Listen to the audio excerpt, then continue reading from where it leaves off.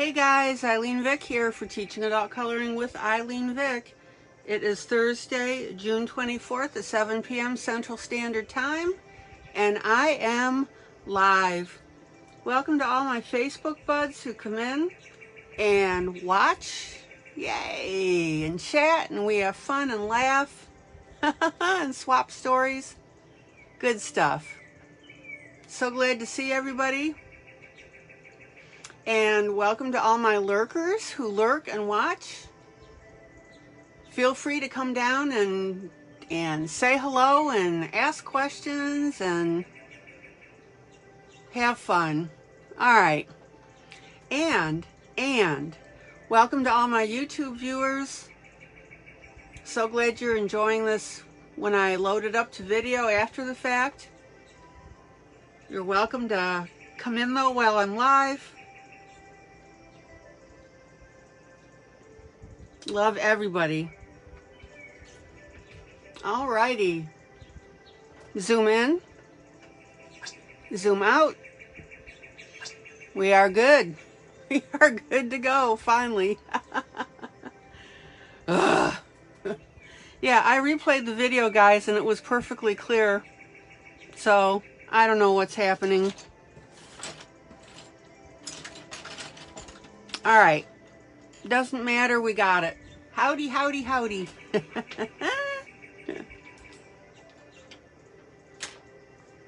Okay, so I'm working on, let me show you, Feminine Elegance by Teresa Davis.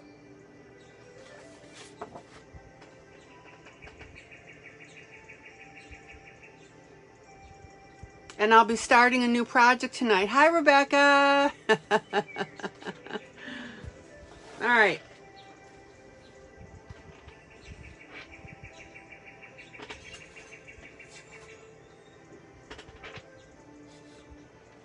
So I don't have any contests to announce yet.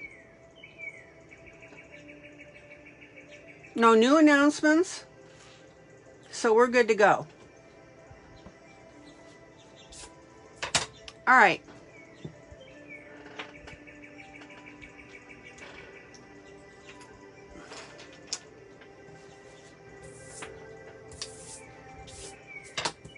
So does anybody have any questions to date about what I've been showing you on this piece? And I hope you've been enjoying it and having lots of fun, getting some new ideas out of it.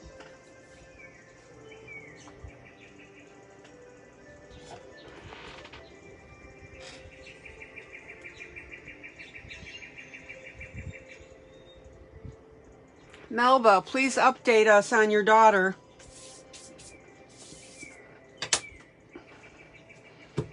Okay.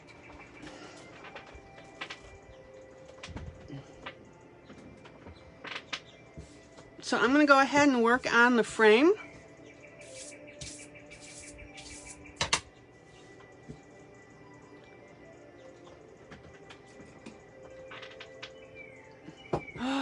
Peach cobbler. Oh, you're driving us crazy.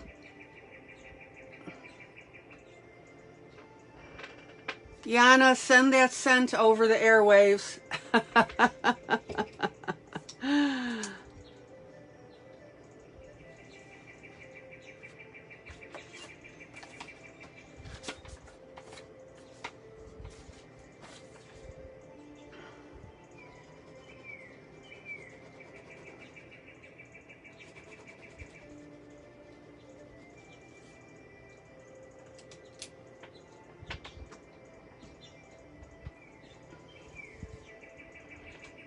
Okay, so Melba says that her daughter's still in the hospital. She's giving antibiotics. She is doing better.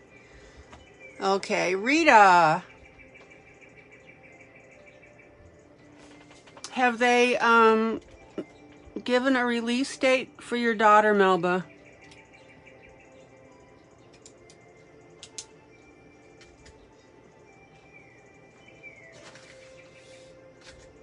Okay, zoom in.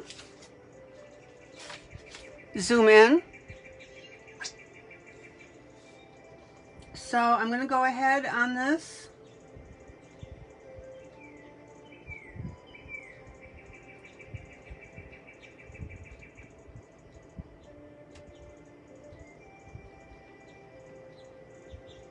And I'm going to put a little bit, about a month ago, they had a big truck sale on peaches, says Melba. I bought 2 cases.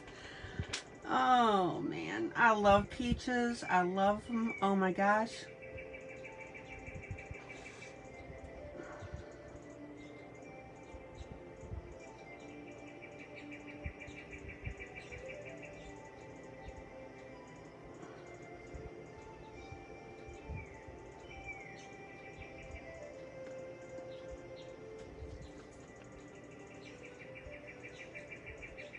Okay, so no word on her release yet. All right.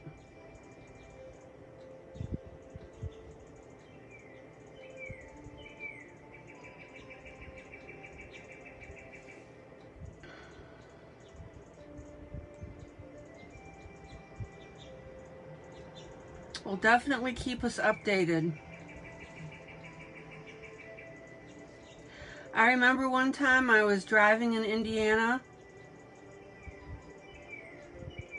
and came across a peach stand.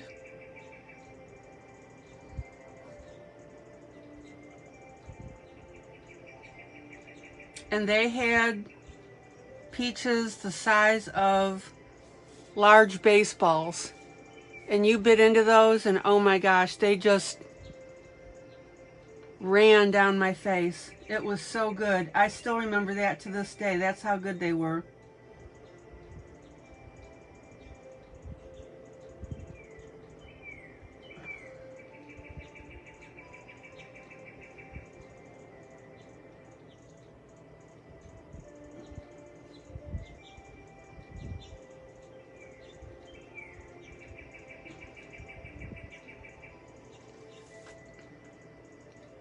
Okay.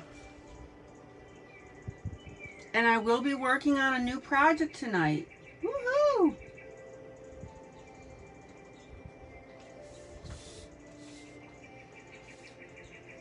Not that this one isn't enjoyable. I've been having a ball doing this one for you.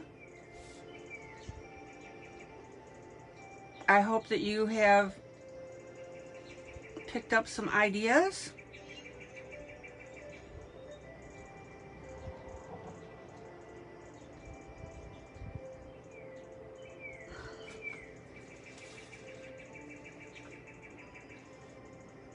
Yeah, big as baseballs. Yep, yep. And juicy. Like I said, I still remember that to this day. That's how good they were.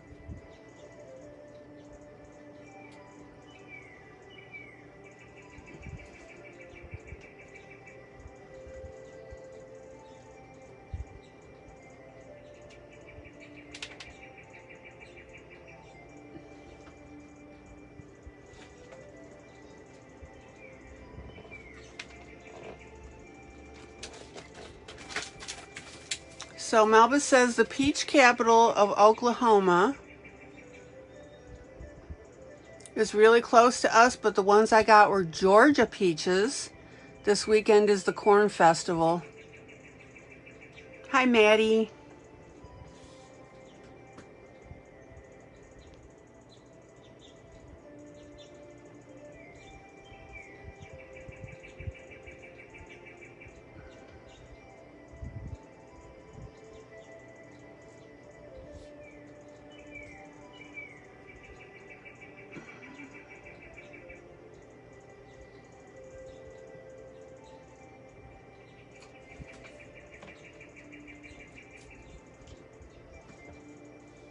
Okay, now you guys know that I always have a reason.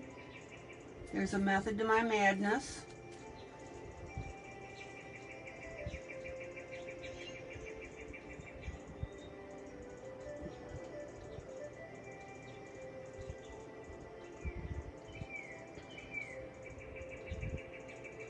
So who else has good news to share? Something uplifting and fun Ontario, Canada has peaches also growing very close to Niagara Falls. Yes, yes, yes, yes, yes.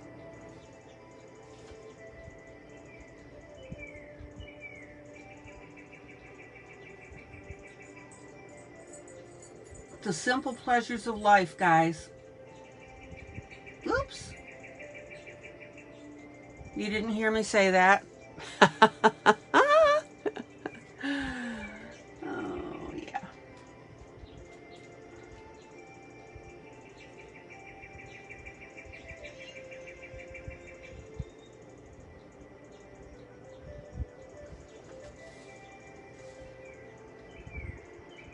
Now, don't forget that you can also take a protractor or a clear triangle and do this.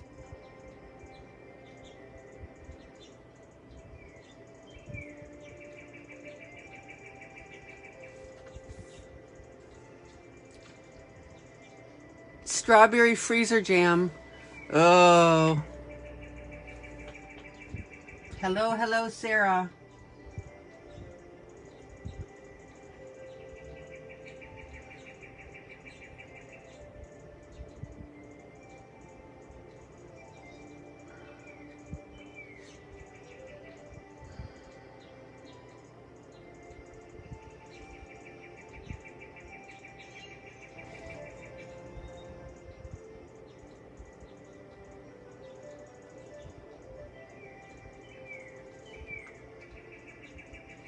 Okay, and Maddie says we have strawberries here too right now. Peaches won't come until late July. And Sandra makes peach jam. Oh, you guys are driving me nuts.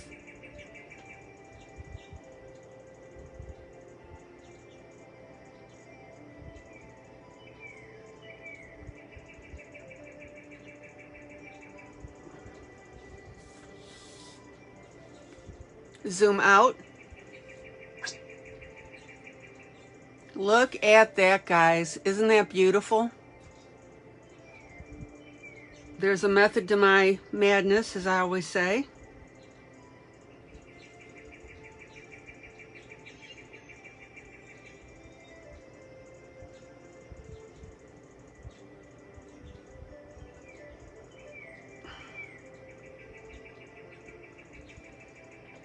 And the reason that this works, how long before we started on food tonight? Sandra, it was basically right away. Peach salsa. Oh, Melba.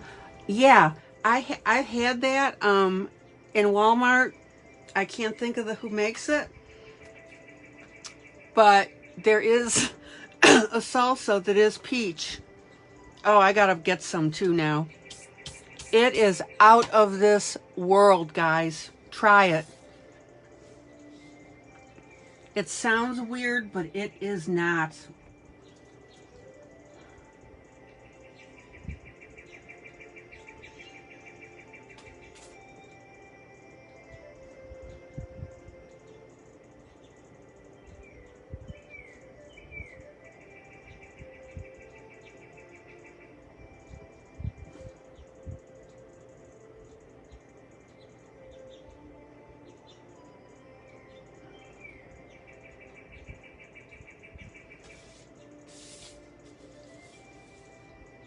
Yeah, Rebecca Jones just said it. Oh, Sandra, it is.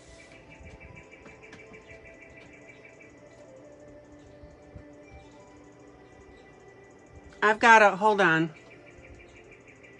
Add peach salsa to my main shopping list. Okay, added. There you go. It's on my list now. Thank you for reminding me. And then here in the US, I go to Sam's, and they've got those restaurant nacho chips.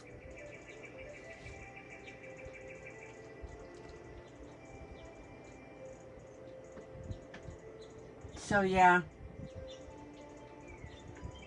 Okay, guys, I'm adding this black border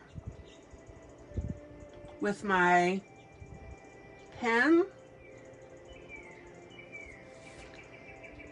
And I want you to see how elegant and clean this looks.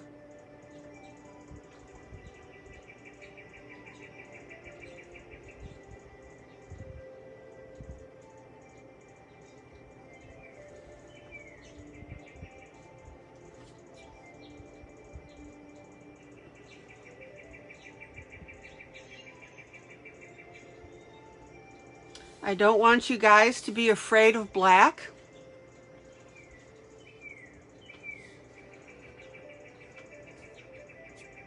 Sandra, Sherry wants to know what a scone is.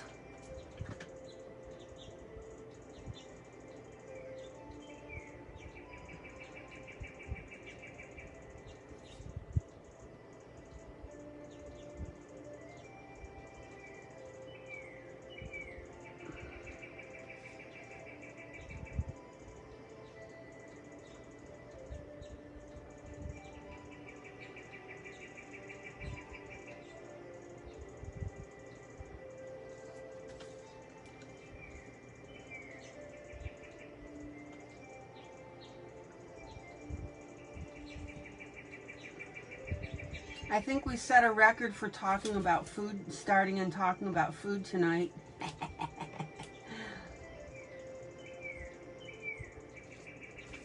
Okay, everybody see now how we've got that really beautiful black border on here. And the reason that this works is because we've got black in the flowers below here. That's from that cardboard cardstock that I put on there. For anybody who wasn't here, this is glued on here. That flower is not. That's part of the drawing. This part here has been glued on.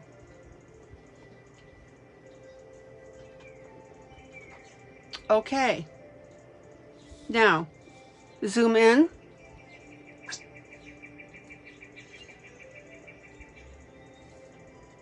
So on this little tie here, I'm going to go ahead and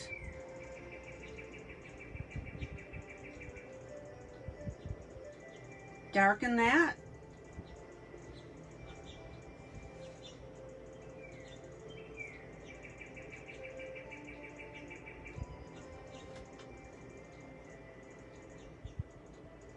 And initially we made it green because the collar was green. Zoom in. Yes, Helen knows what a scone is.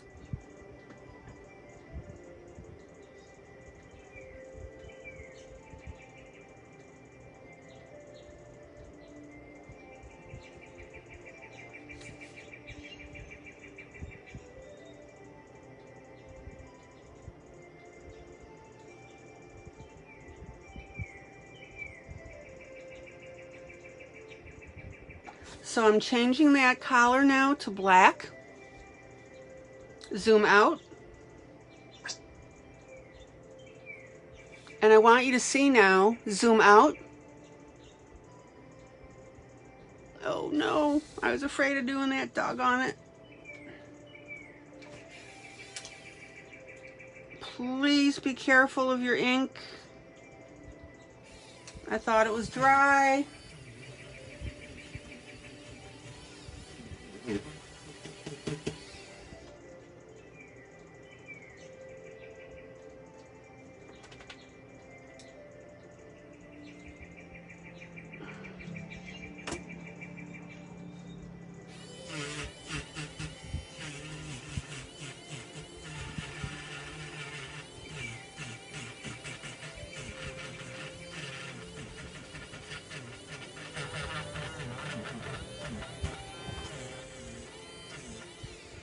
And you guys know that I make mistakes on purpose.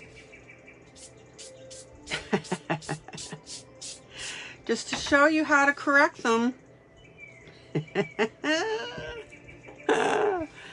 Liar, liar, pants on fire.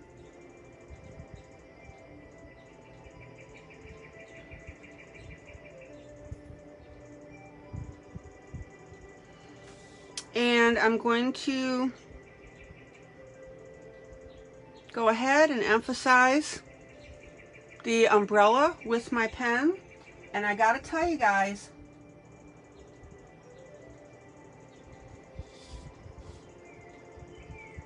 I want you to think about emphasizing things with your pen. And not only do I use my pen to emphasize, but I also use it to clean up areas that got covered by pencil.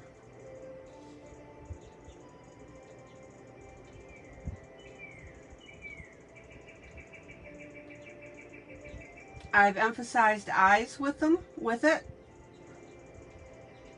Pen is a great tool.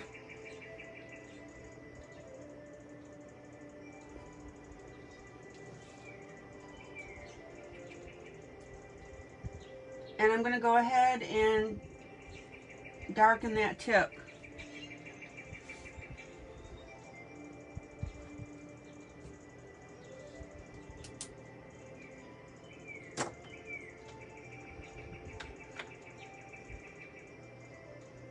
Okay.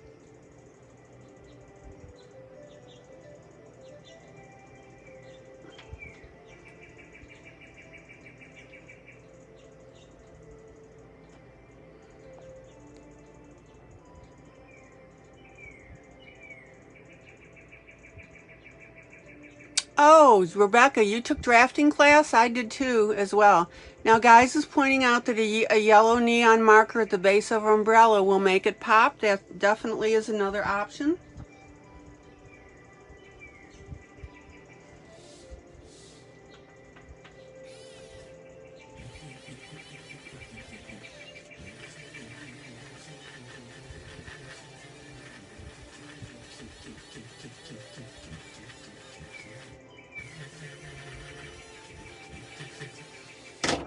Okay. Not too shabby. Zoom out.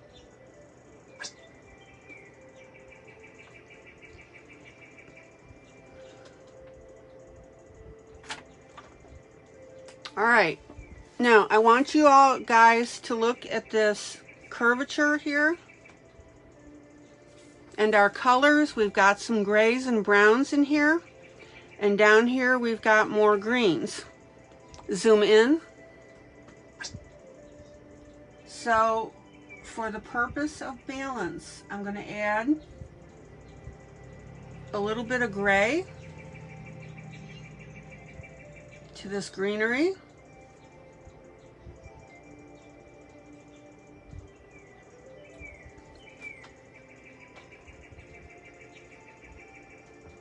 Hi, Anne Shirley Mannion. Hello, Anne.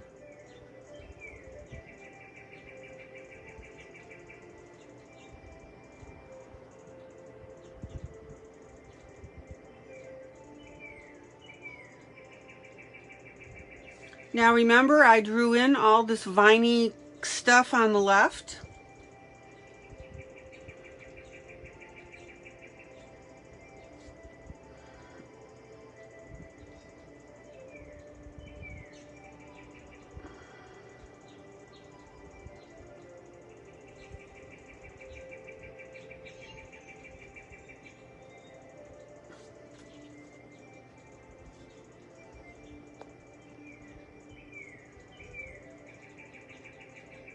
So Sherry said my dad was a draftsman. Like I said, I was too before I went to engineering school. He wanted you, Sherry says, to be a doctor. I wanted to be an artist. I only recently realized that it was from watching him work at home. Oh, that's cool.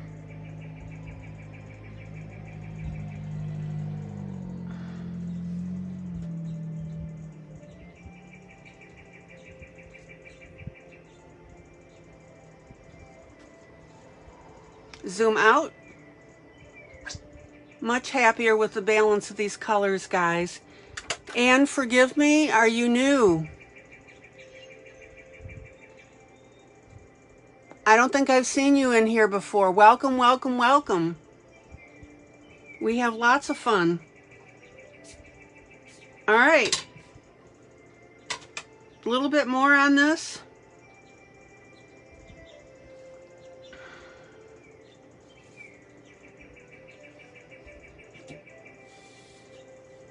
Zoom in. Zoom in. And we have lots of fun in this group. We of course talk about food. Rebecca says she loves art and math. Architecture and interior design is where they come together. Yep.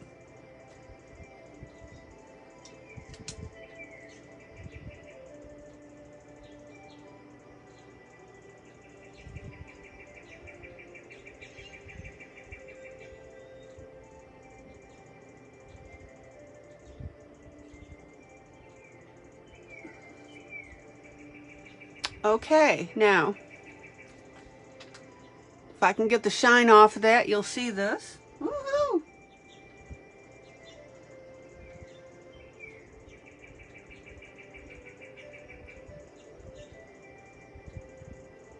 And anyone that's new tonight, the only question that's a bad question is the one you don't ask.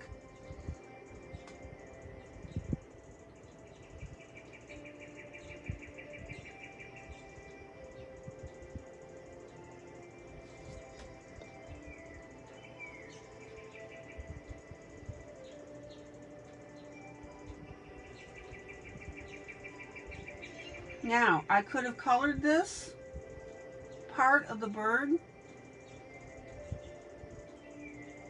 a shade of blue, but I have decided to go with black, and you'll see why in a moment.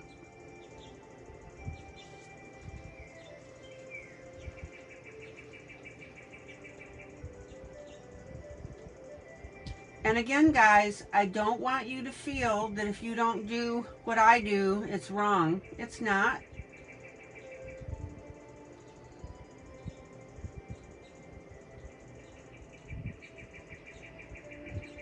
That bird's upside down. Oh well. I didn't draw that.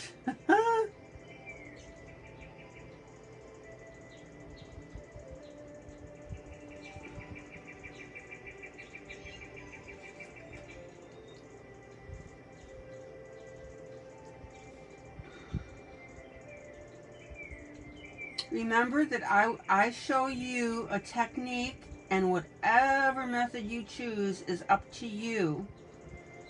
Now, if you feel that you have to copy me step to step, step by step to learn, that's fine, of course.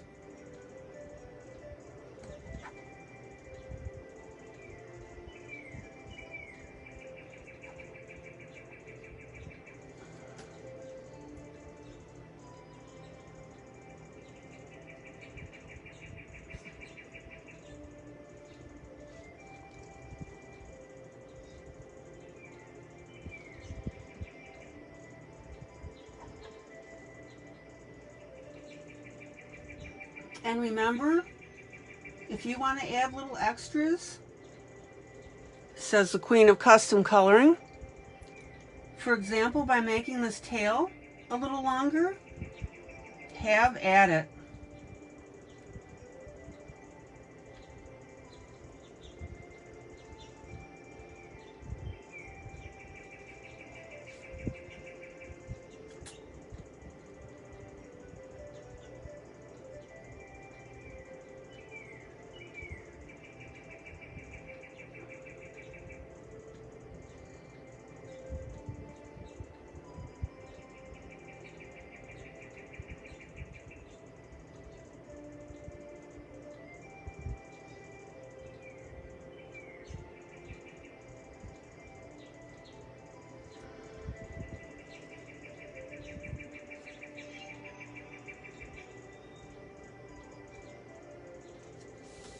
Zoom out.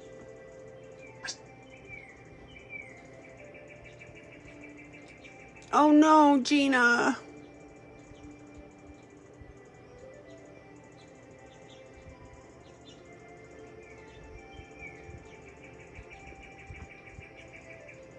Welcome, Gina. Papa Demetrio. Okay, but you can sit here and type, of course. Watch, right? Gina, what kind of dental surgery did you have?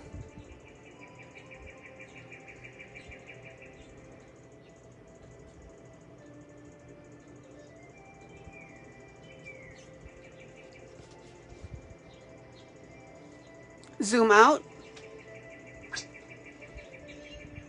Okay, everybody see now we've got this black here, a little bit of black up here. We've got it around and the whole piece and down here. And I'm going to be smart this time and let this black dry before I do anything else with it. Oh my. Okay. So the next thing I'm going to show you is on this cardstock that I added. Oh, that's fine. You're too woozy. Okay. Well, Gina, just sit and listen. Or we could ask you to talk to us and then have a chuckle at how you how you type. Zoom in. Zoom in. Okay. Now, we've got this cardstock that has white edges on it. So, we don't want white edges. We want this to blend in. Hello, Tammy.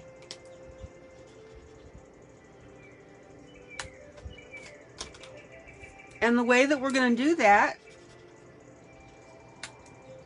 is we're going to take my my water-based markers.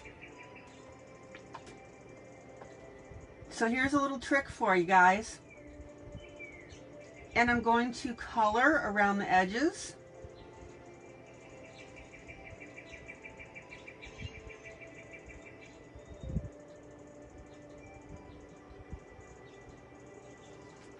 And that will mute down the color, the white. Now, what you can do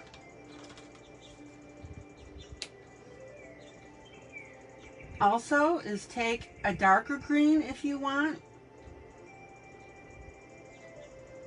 and actually match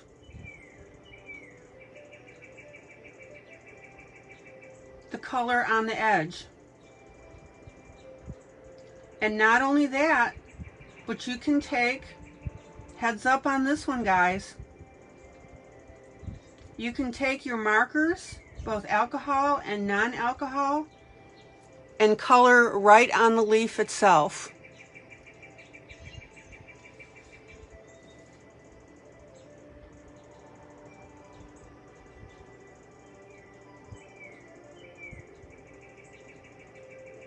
And that will let you completely change the complexion of this. Isn't that cool, guys?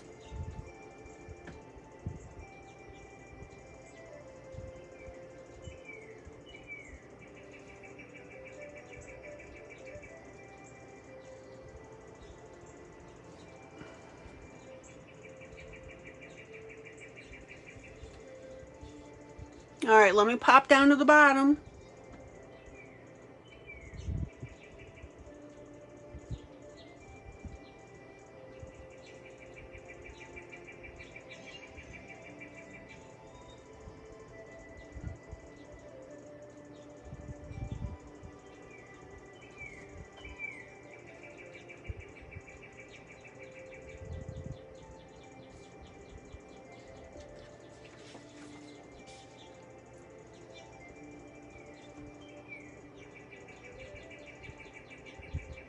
Has anybody done this before? Or thought of it for that matter?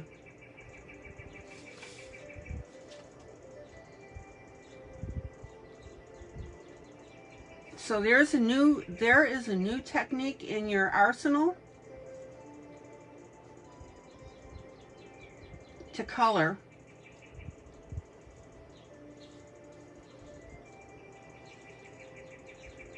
Now, the reason I'm making a point of showing you this is I have seen a lot of these sticker, well, and they're not sticker, again, they're cardboard, guys. Remember, cardboard. Got them off of Amazon.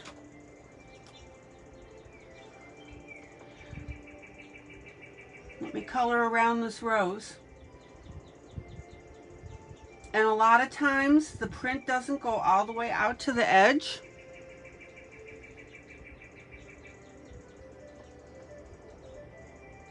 So don't blow it off, because you can fix it now. Aren't you guys glad you're in here?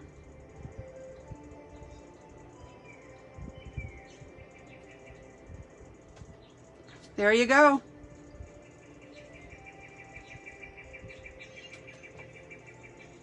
Now again,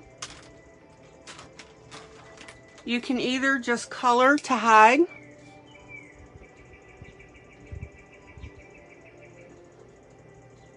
or you can take it a step further and really match that. Up to you.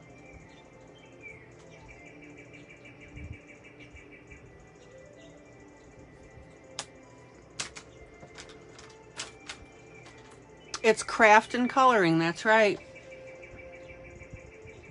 And I'm going to take a brown marker and go ahead and do the stem.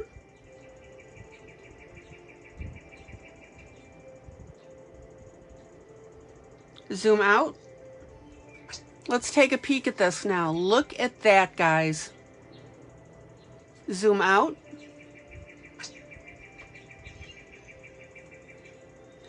But wait, there's more.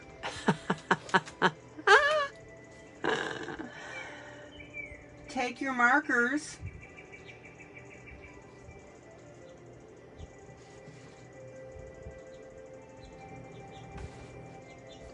and on this rose, for example, if you want to highlight some of the pink, you put your marker on and then you dab it with, touch it with your finger, blot it with your finger, and that will smooth it out.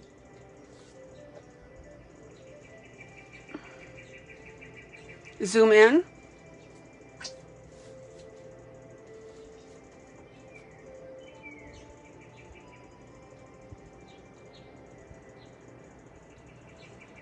So you have lots of opportunity now to really play with your colors.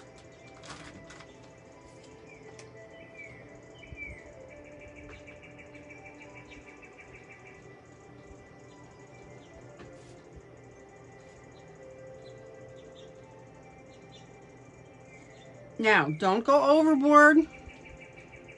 And again, I just touched it with my finger. I didn't smear it.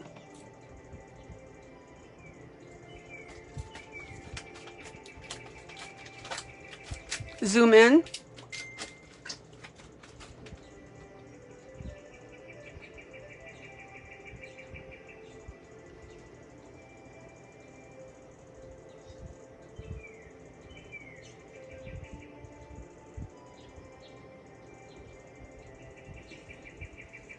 And see how I've added that little extra divot, guys? So see, I'm adding all this from about this point, from this point up. And then I'm just going to touch it once with my finger. Zoom out. Questions? Comments? Do you like the technique? Yes, no, maybe?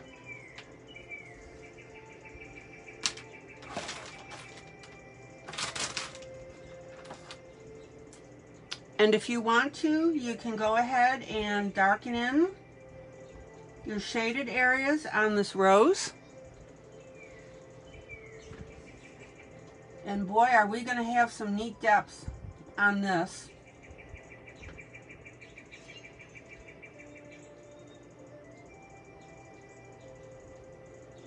Now again, don't get weird with it.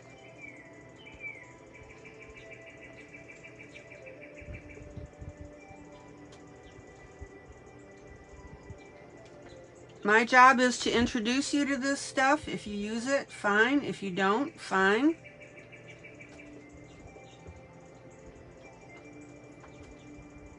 Zoom out. There you go.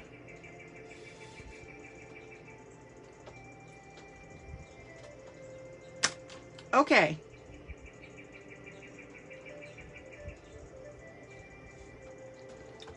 couple more things to do, and then we've got this little puppy done. So I'm going to do the outside now of the frame.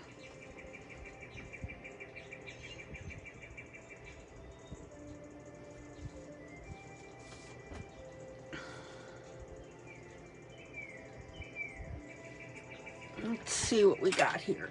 What's in my arsenal?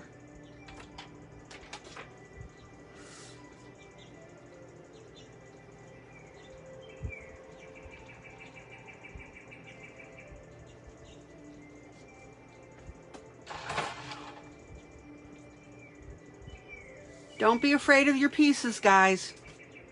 But don't go overboard. Oh, wait a minute. I gotta finish the birds. Ah, oops, sorry. Sorry.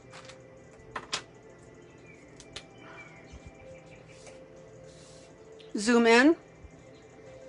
Zoom in. Those little puppies dried so I can do my thing with my markers.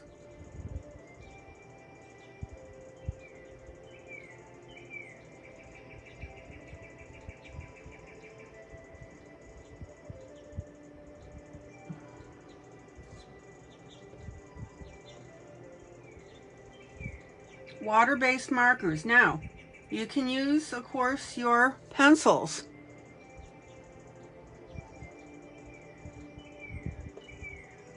Guys, there's always an alternative. I don't want you feeling left out because I'm using marker on this little guy.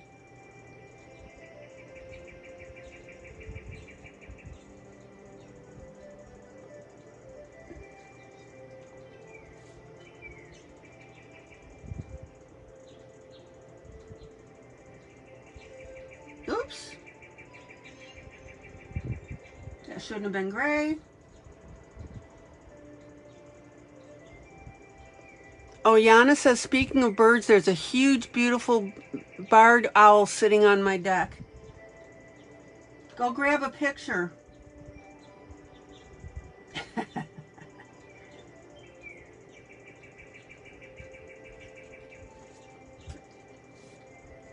Okay, now.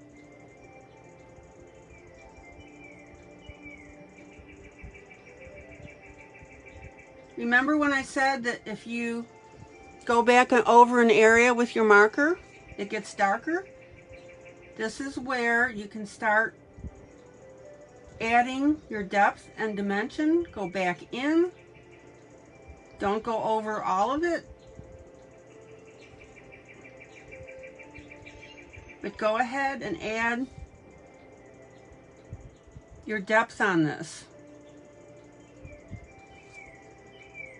Does everybody see?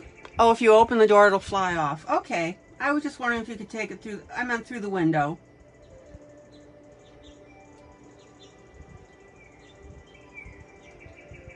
How cool that you have stuff like that happening. Okay, everybody see how I have added? And be sure just to tap it with your fingers. See how the blue's coming off on my fingers? This is why I get in trouble with my backgrounds, because I forget that I've got this stuff on my fingers, and then I make little blotches on my background.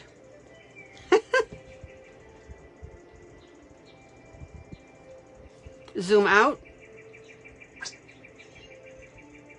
Isn't that cute? Zoom out.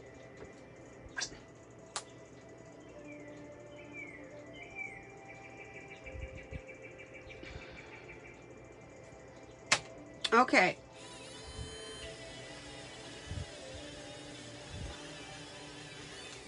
So you've learned about coloring on your glue-ons, your paper. So now you know that you can go to Amazon and get stuff like this and do stuff like this. And you've learned about shading on them.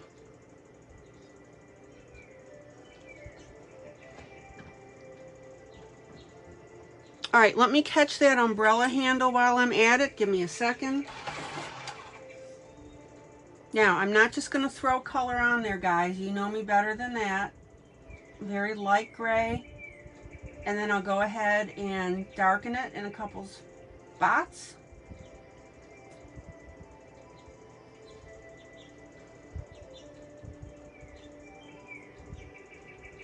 And if anybody has any questions about what I'm doing, please speak up. That's why I'm live. Otherwise, I wouldn't bother being live, right?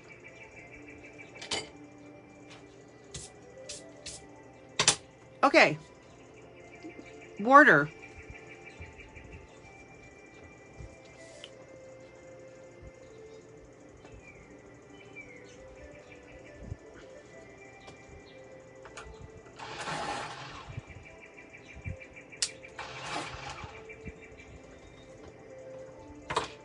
Zoom in. Zoom in.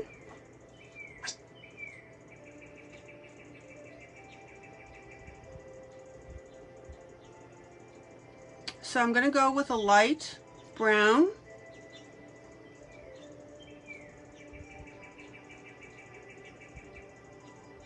Very, very light, and you'll see what I'm thinking here. Now, see this gap behind the wing of the bird? Where the author didn't fill that in?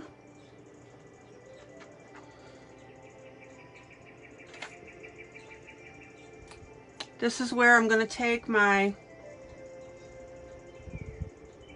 gray pen and fill it in. And if I'm smart, I'll let that dry, and then I will go back and I will color it.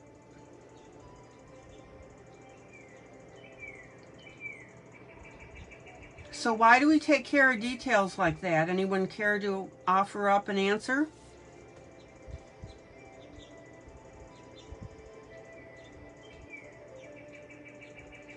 And remember, guys, when you color, I want you to color this and think about it like you're painting.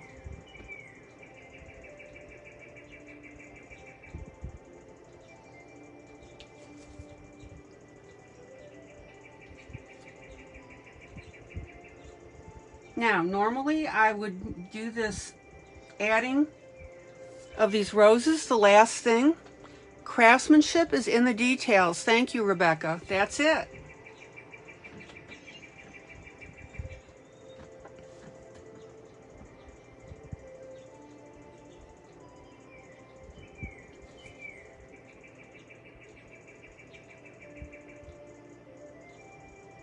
And I'd like to point out something important.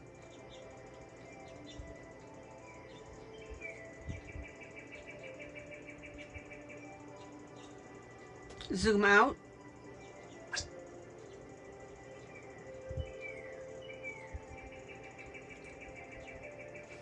You know that I talk a lot about zoom out, zoom out. A lot about letting your colors influence you, how you color your whole piece. This will make sense in a minute. So I knew that when I put down this cardboard, hear that? That's cardboard. I knew that it would be a little dicey to have to color around it. But that's okay, because by putting this down, that influenced everything else that I did up here. So you guys need to judge for yourself when you want to add your detail and your add-ons. I'm sorry, not detail, your add-ons. Zoom in, zoom in, and talking about details,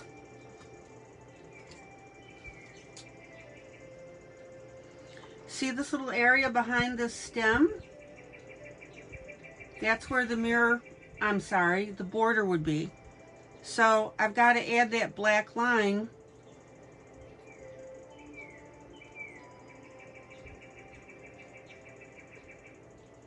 on both sides. Gray line, black line. So that's the type of thing I'm talking about. Please work your details, guys. All right, back up, very light coloring, holding my pencil near the end, not the tip.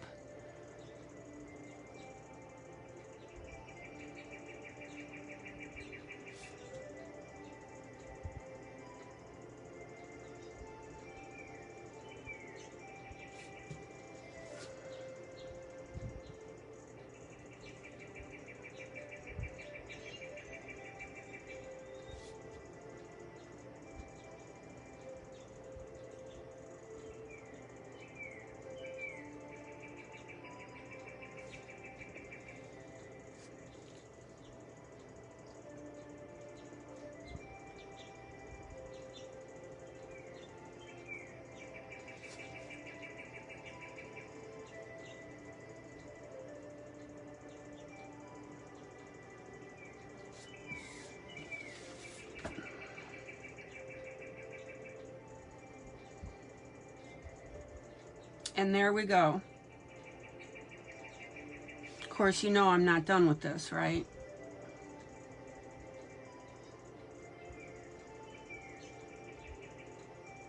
Okay, zoom out.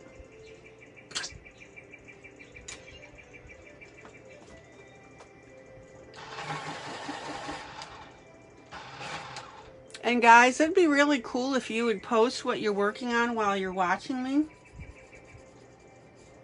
A lot of people tell me that they use this as their coloring time, which is great.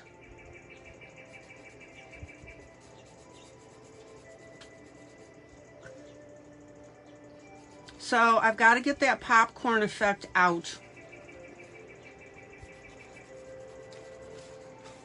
of my piece. Blender pencil, we're fine using that.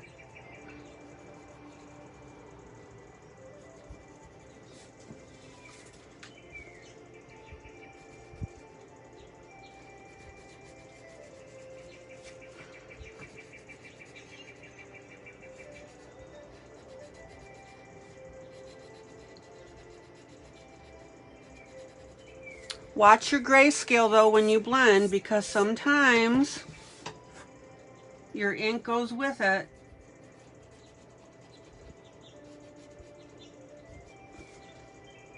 Oop, there's my spot.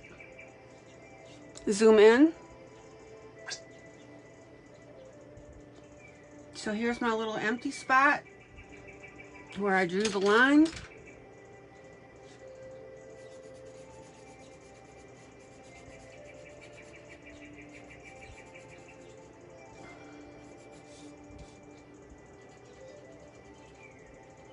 You guys ever have a coloring night that no matter what you do, you're like all over the place? I don't know what it is. Sometimes I have nights like that. On camera, no less.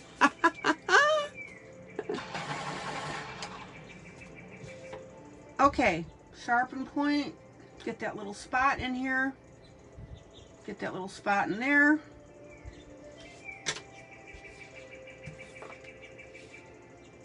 Now, that little area where I drew on my cardstock, we're going to color that brown.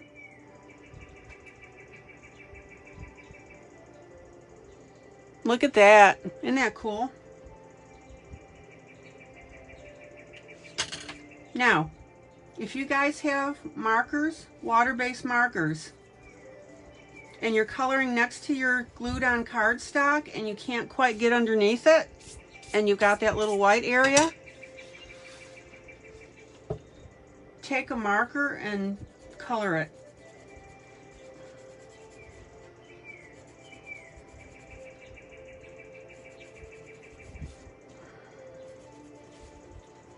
And when you blend like this, don't forget to roll your blender pencil. Keeps your point sharper, just like your pencils.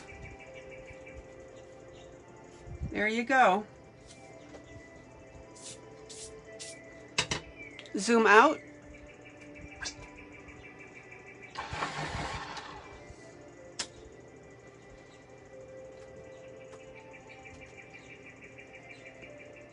Okay.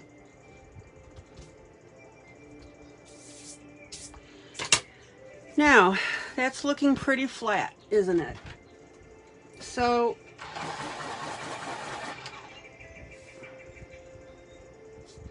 we're going to do two things.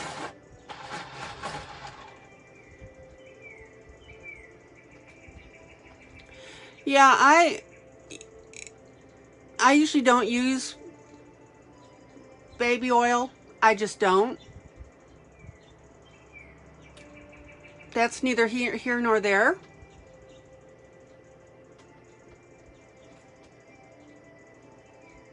I tend to use mineral spirits.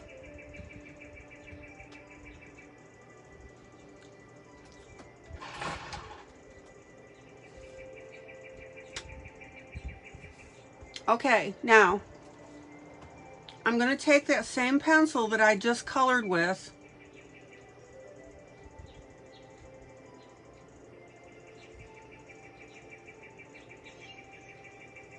and I'm going to go through, sometimes to the right, sometimes to the left, and I'm going to add little spots of color. Make sure though that it's very blended, and make sure you roll your pencil.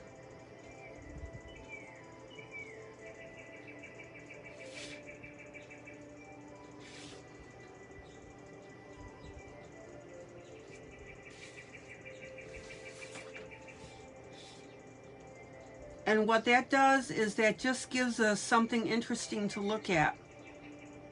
And I'm going to darken my corners and then pop out the other side.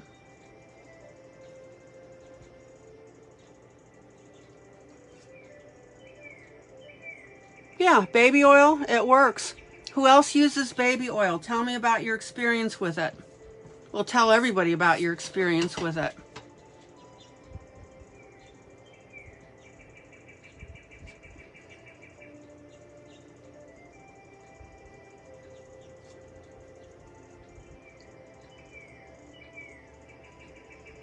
Now, don't forget to add a little bit of shading next to anything that crosses this frame. So that means we're going to darken by the umbrella and by the roses, which I did.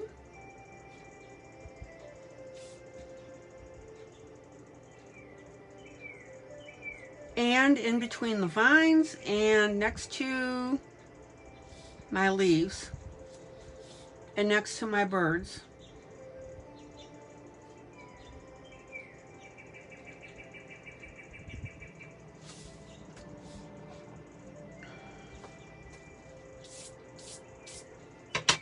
Zoom out.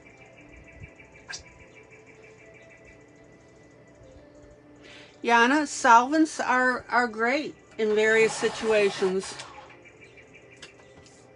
Honestly, I do not use them a lot.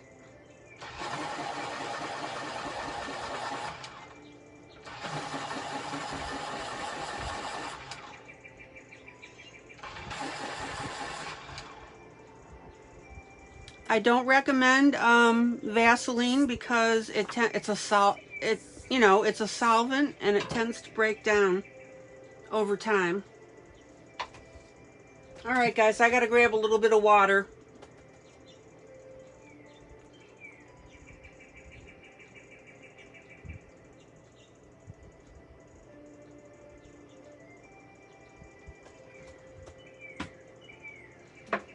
Okay, now, this looks fine, but let's make it look better. So Rebecca says, I find it takes a lot longer than using a blender pencil, but I like the effect better for some things. It doesn't pick up and move color the way a blender pencil does, and it has a matte finish as opposed to the high gloss you get with the blender pencil. That's right. And actually, I had a project where I was coloring sand, and I wanted it really smooth looking, and that's where I used a solvent.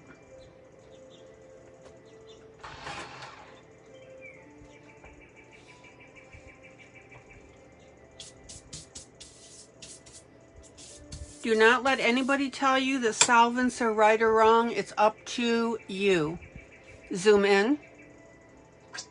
Zoom in. Okay, now I've got a dark brown.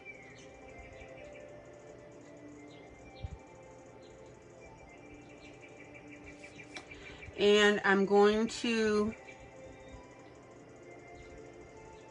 tiptoe down the edge of this.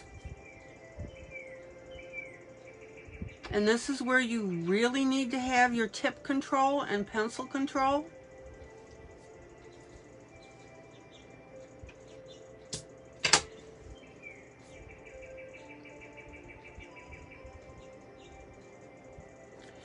And I'm going to cause this brown portion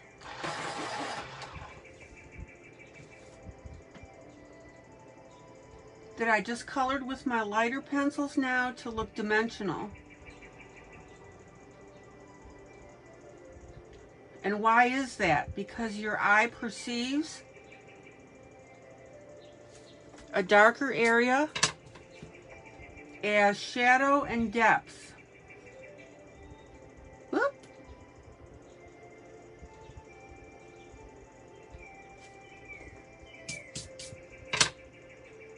And if you get wonky like that and you miss, oh yeah, hit it with your eraser.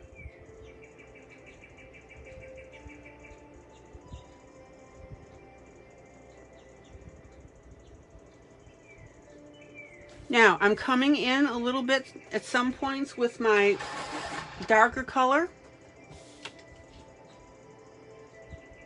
Give me a second here and I will pull out and show you how this effect is looking. It's pretty cool.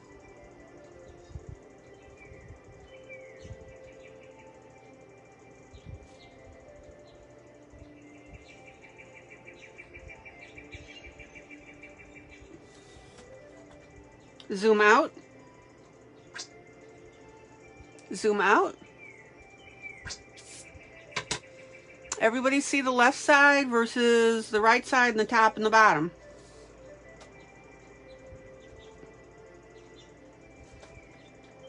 Again, totally up to you.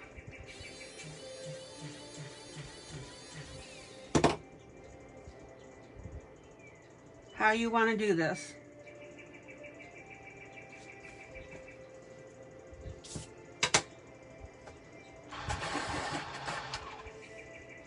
Anybody have any questions on how I'm doing this? Zoom in. Zoom in.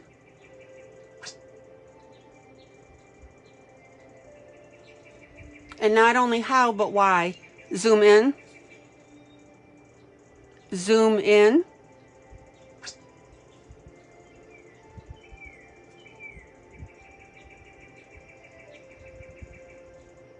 It looks a little wonky close up, but that's the way I teach, so you can see exactly what I'm doing. Again, the critical part is turning your pencil.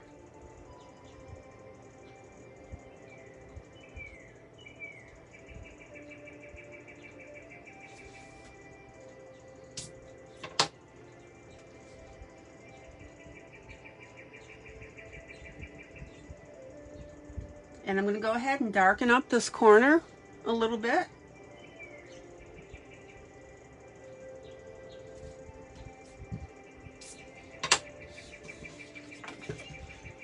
And then I'm going to stay on camera and roll down the other side.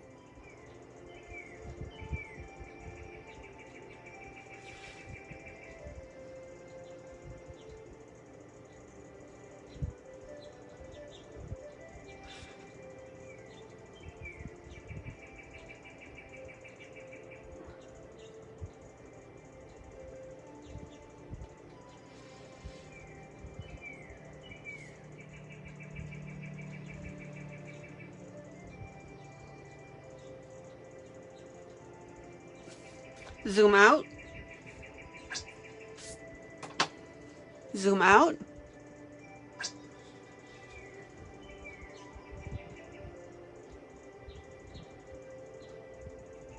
I know that some of you are very familiar with this technique. Some of you aren't, but this is why I do it. I never assume.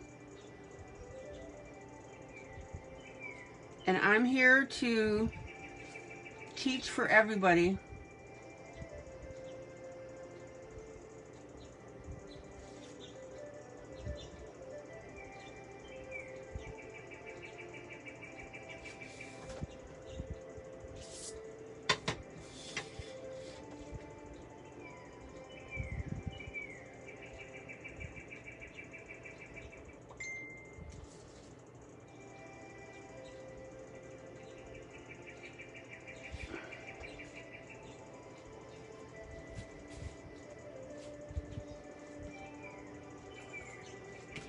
Zoom out.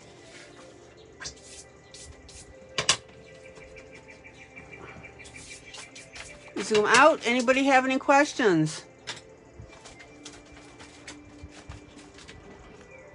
Sit tight, guys. Wanda's trying to get into live and she said she can't get into it.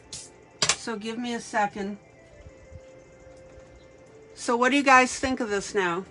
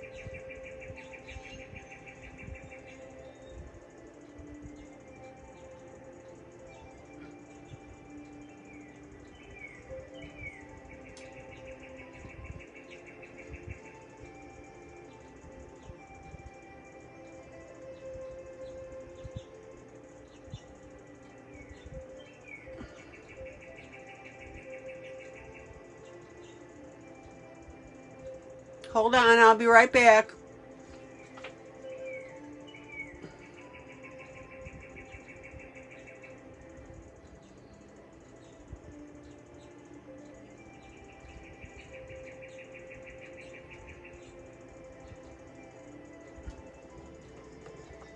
Okay. Now, everybody see how rich and beautiful and just, I love it.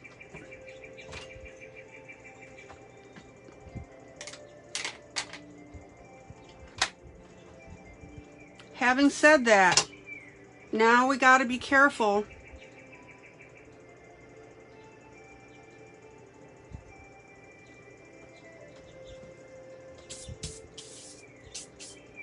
Okay, hold on. She's still having trouble. Be right with you.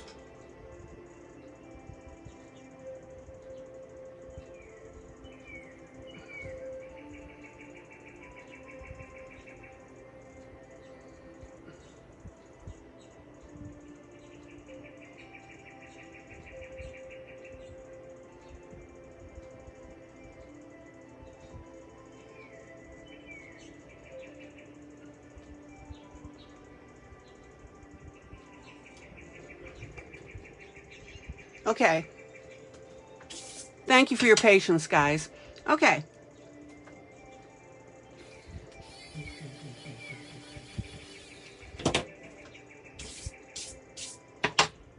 Now, again, may not be to your taste, but hey, you know, we're whatever.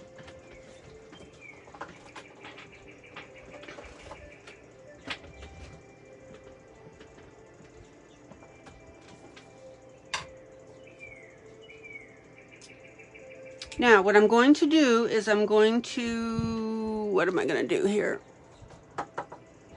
Put my pen away.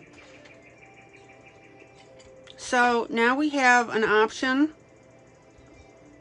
of putting backgrounds in here.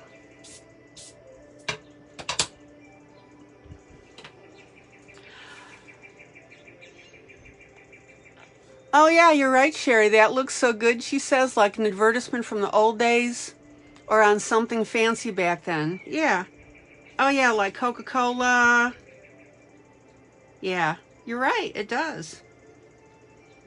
And actually, I'm glad that you said that because it's maintaining the look that I want.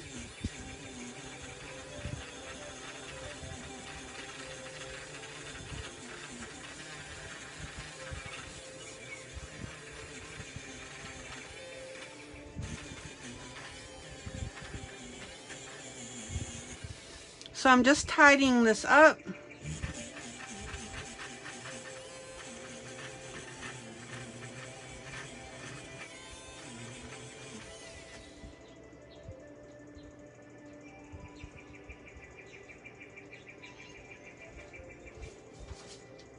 Hey Maddie, could you do me a favor and get in touch with Wanda?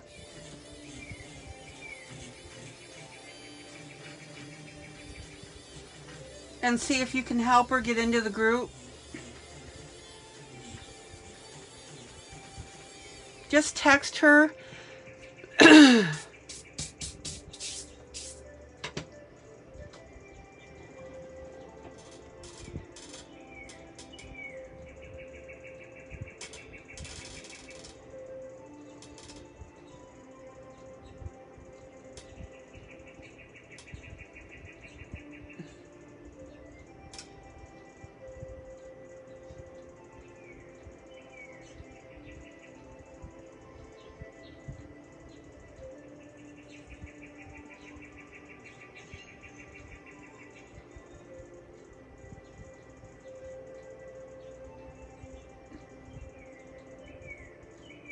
Oh, Maddie, perfect.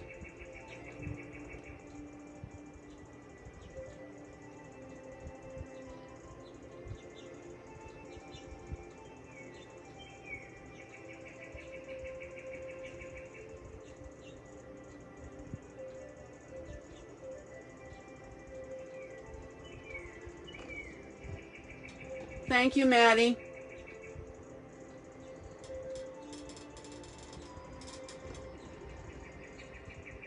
Okay.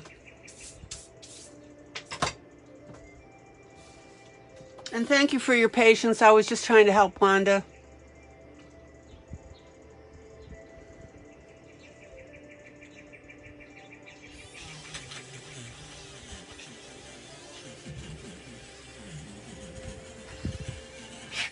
So now I'm just doing a little bit of cleaning up.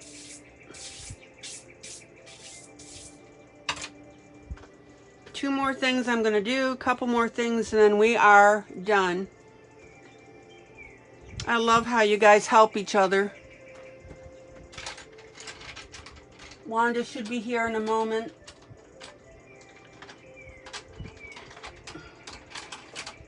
Hey, Wanda, there you are.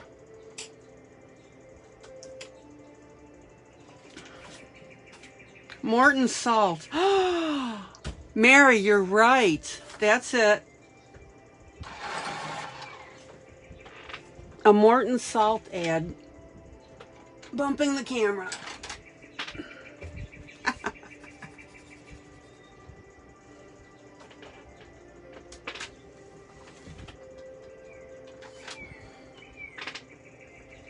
Wanda! Wandy is here. Woohoo!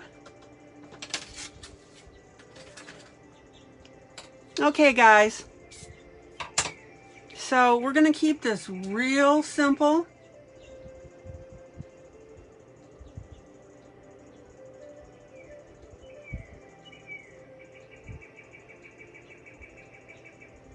And I'm going to take some light gray. Zoom in. When it rains, it pours. Morton would love to hear you say that. Zoom in. Zoom in.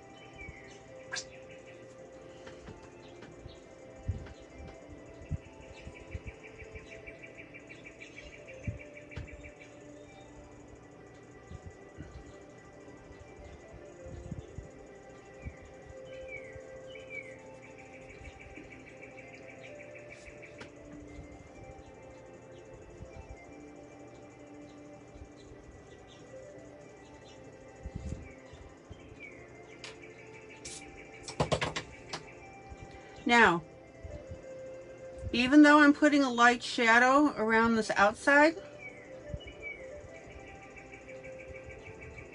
next to your subject, you want it just a little bit darker. Again, guys, it's those extra little touches, right?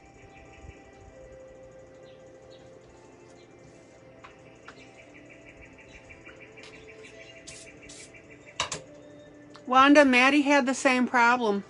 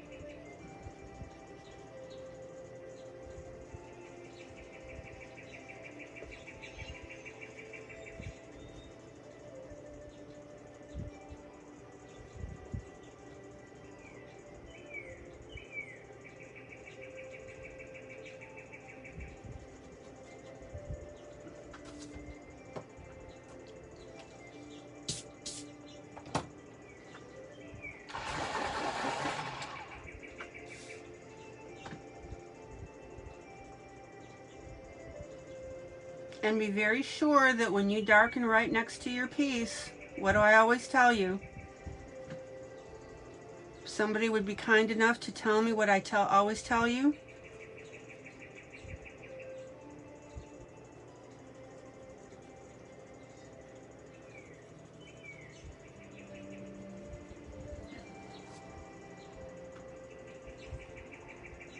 Oh, right here? You're right. I totally missed it. Thank you, Pearl.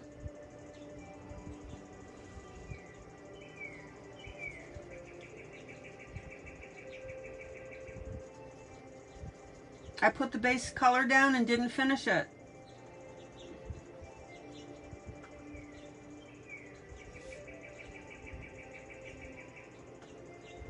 Maybe she's just having a case of the vapors.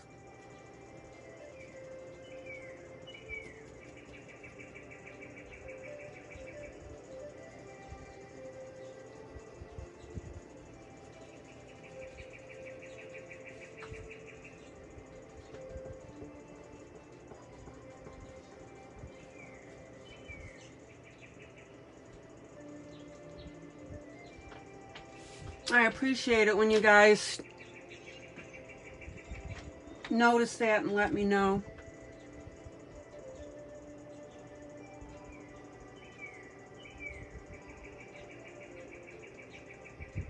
So I'm just working my hand color on the edges of her fingers.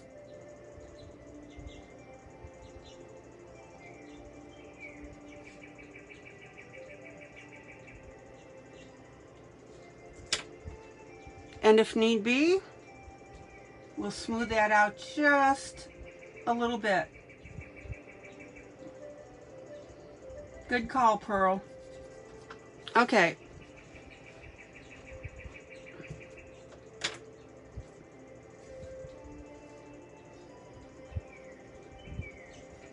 So what I always tell you when you're adding a shadow like this is what? Blend it out, right?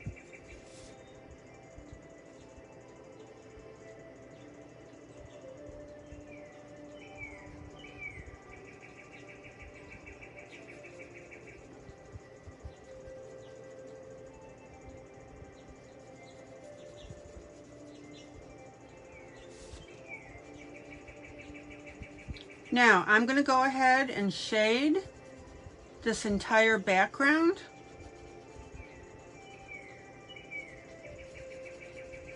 In a light gray.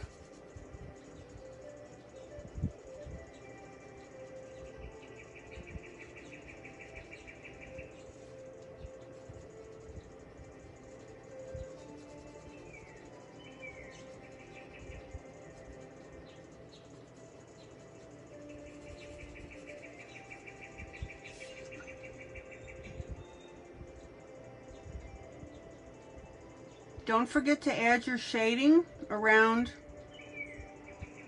your shadow, around your flowers on the right hand side.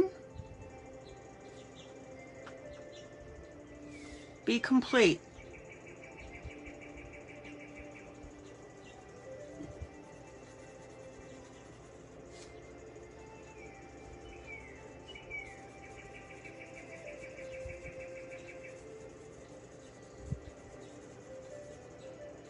Now, if you wanted to use eyeshadow, I think I just said that earlier too.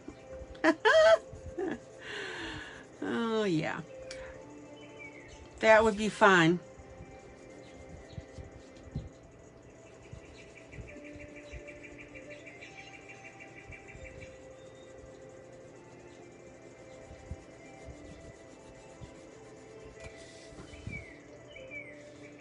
Zoom out.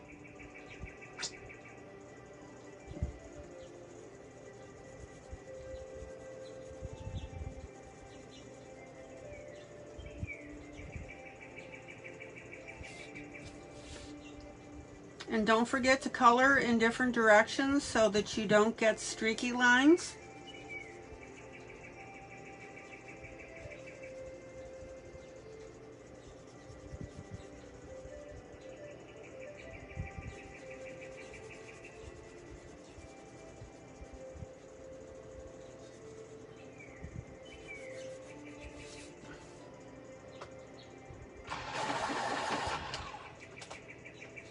Which I'll take care of shortly.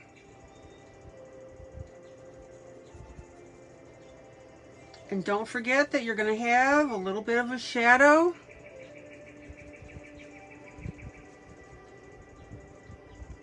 on this side of the border.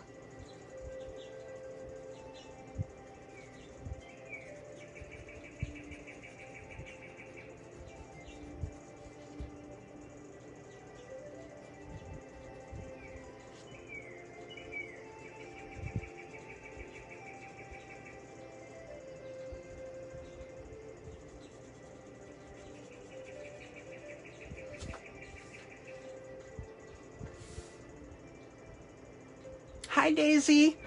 Oh, Daisy, you're with Jean wearing. Cool. How did that happen? Hello, Jean.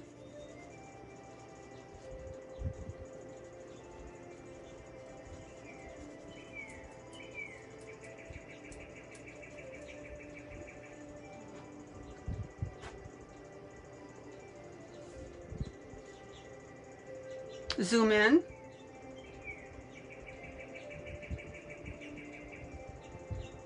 Zoom in.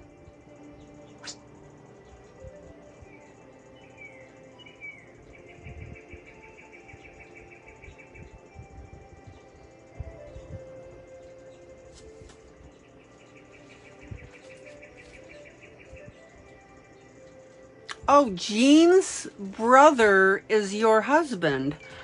Gotcha. How cool is that? All right.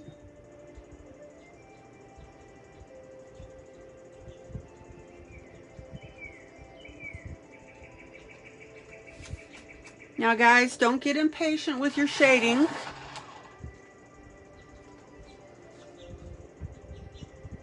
Good to see you, Jean.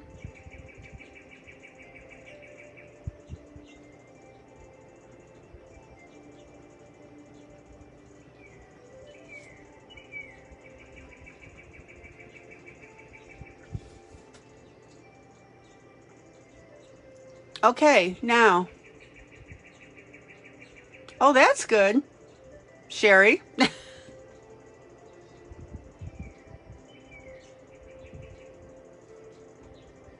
Okay, colored pencil is not working on this cardstock. I just wanted to try that out and see.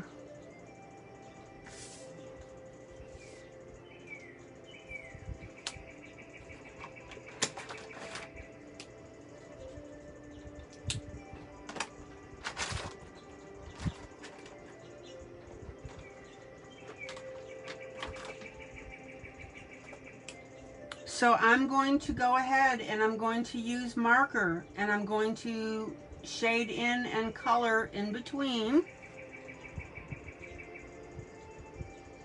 my roses and the stem and tap it with my finger.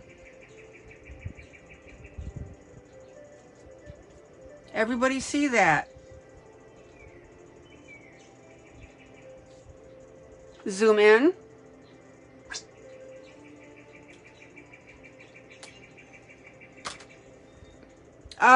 Jean is with Daisy, Sherry, at the moment. So Daisy's online and Jean's right there next to her or with her.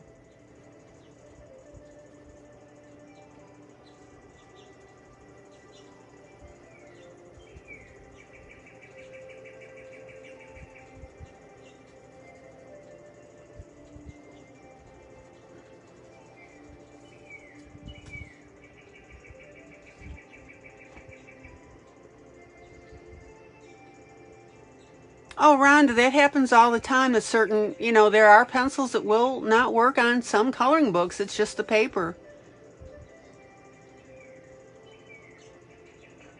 Oh, Sherry says she's got the Chromebook that she bought her grandson for homeschool, but it's a nightmare using Facebook, so I just use my iPad. Okay, zoom out. Zoom out.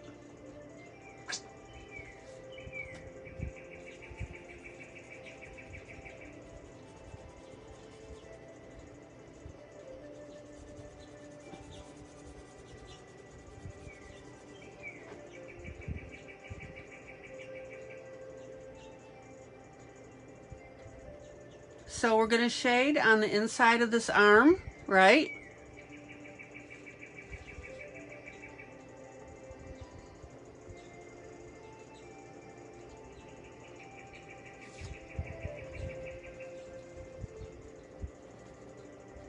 And then you can touch up shade wherever you still want it to be just a little bit darker. But again, be sure you blend it out. No streaks, guys.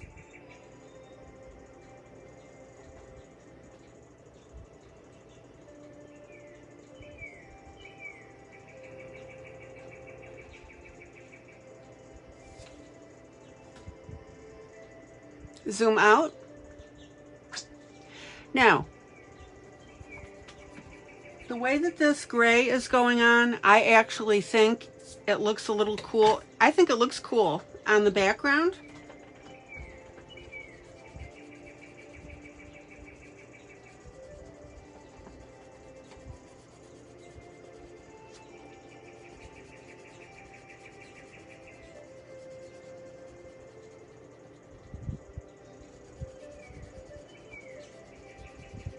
Everybody see what I'm doing now?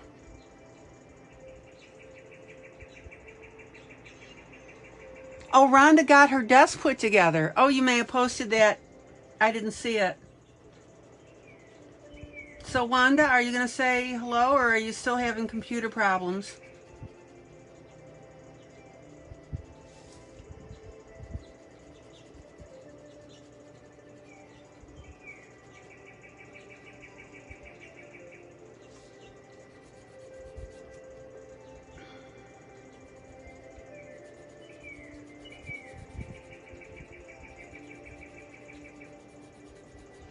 Look at that streaking effect. Is that not cool?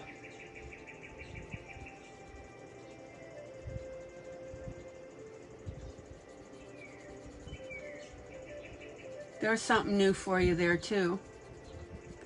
And the reason that looks cool is why we kind of see it as a mirror.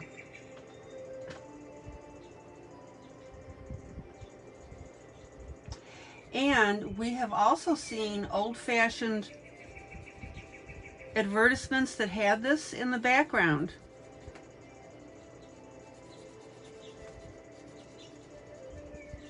I'll bet you guys didn't expect me to do this, did you? Oh, okay, Wanda.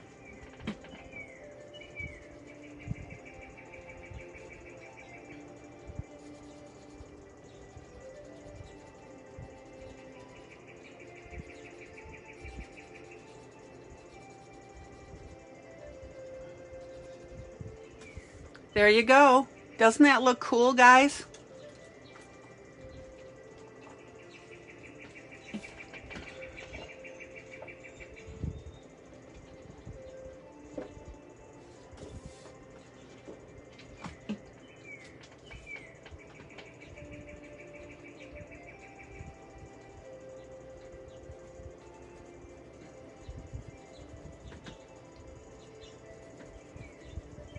And the really neat thing is, because you've seen me do it now in this broadcast, I'm assuming and hoping that you won't be afraid to do something like this on your own pieces, because it works.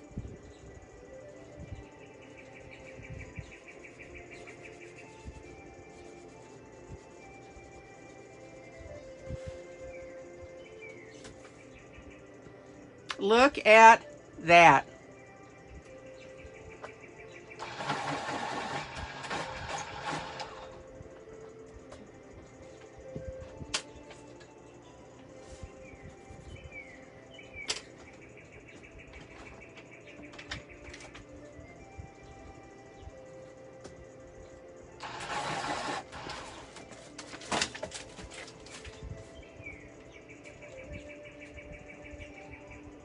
Now, if you still feel that you need to take a slightly darker gray,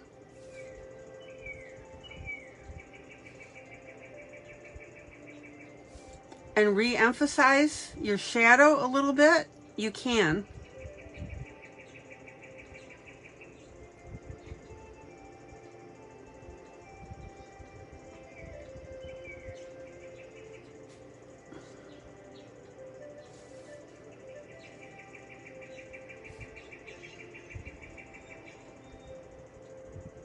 So I'm shading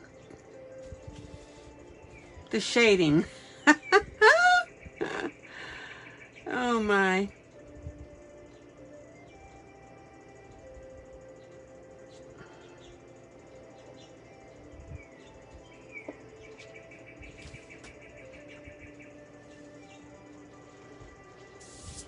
There you go.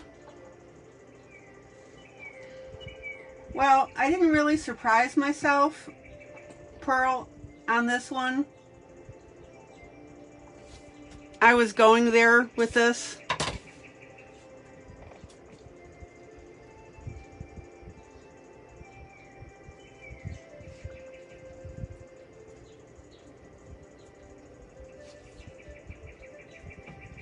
And a little bit of darker gray on the inside here. Okay. I'm going to get some water.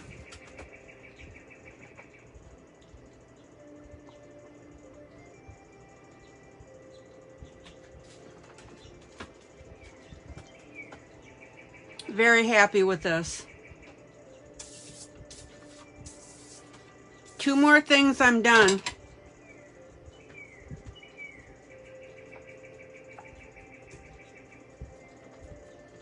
Questions, comments?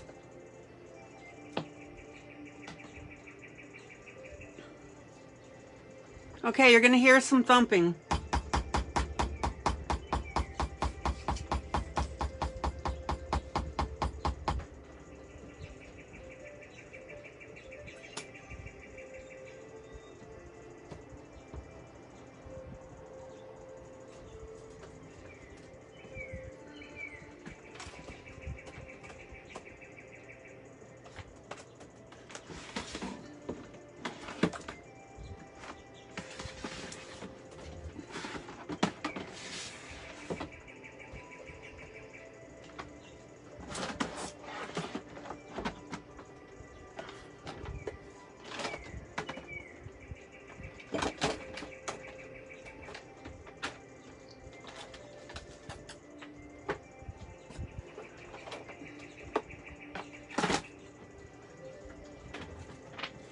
Now, I'm going to take a little bit of my glass scoop.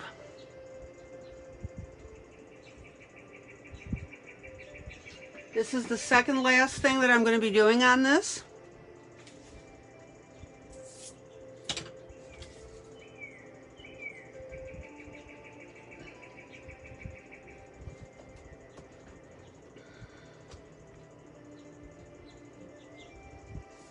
This is my plaid window color. It's clear.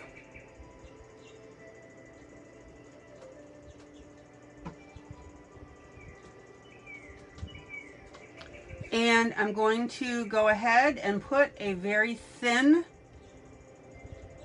coating on my background.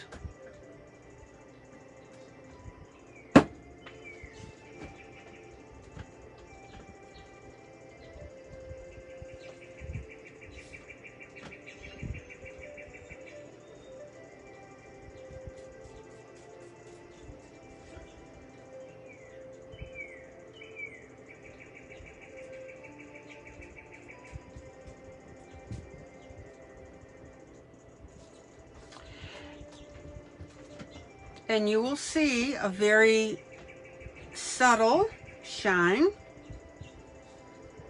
Just a little bit of one, nothing outlandish.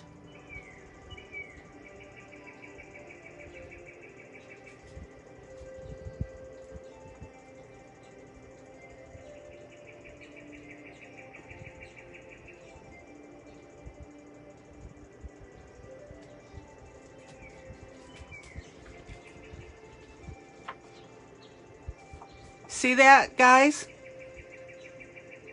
Just a little bit. Just a little dab will do ya.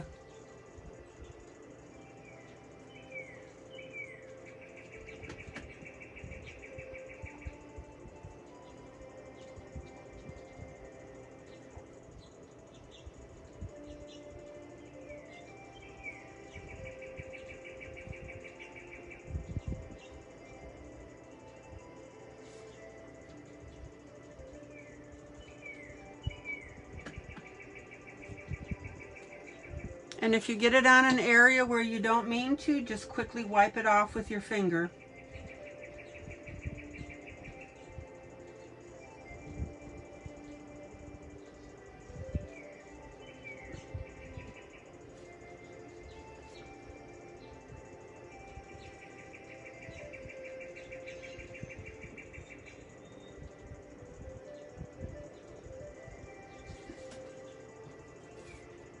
Now, this is not going to have a flashlight in your eye glare.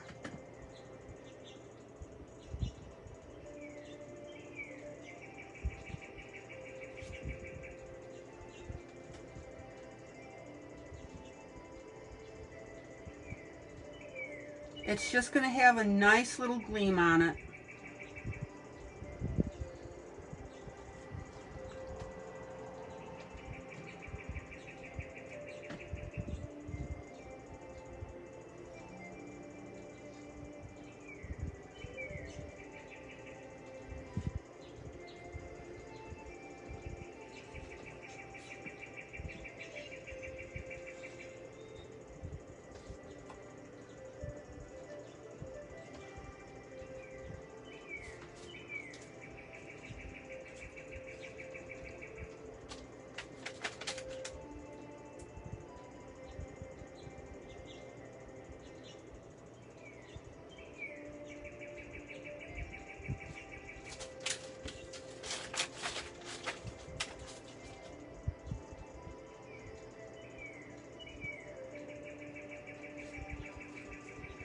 Zoom out.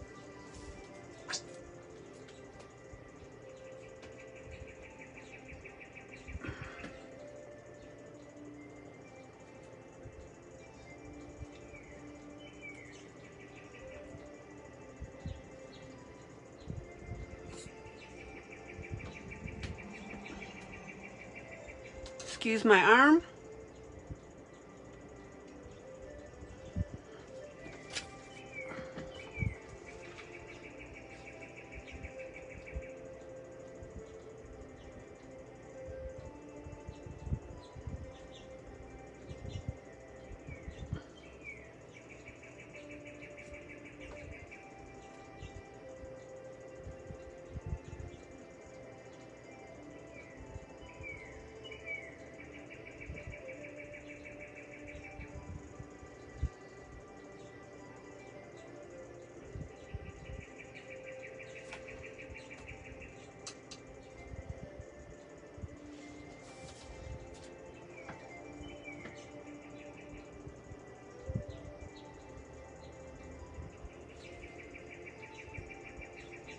And again, if you get it on an area where you don't want it, just swipe it with your finger, as you just saw me do.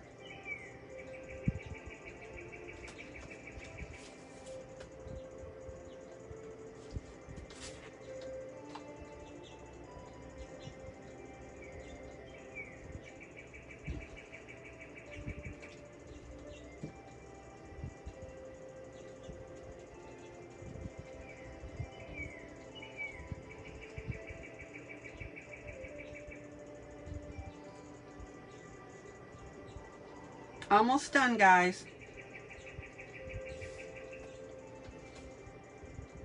Melissa.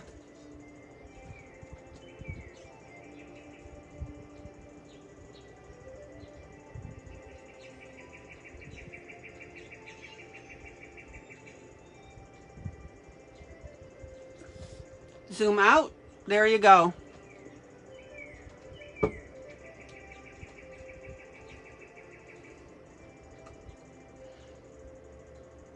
And if you have any little areas that are wonky,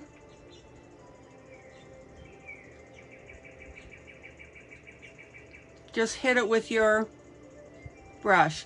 Now, I must point out here that how you apply this stuff will determine how it shines. So I didn't like swirl it to make little ridges on it.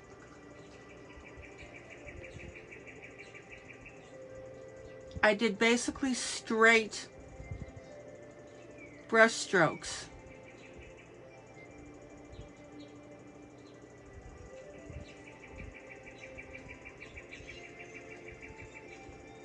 So heads up about that as well.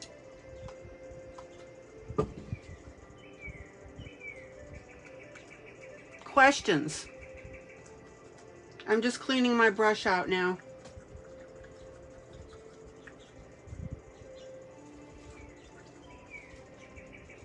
And cleanup is with water, guys.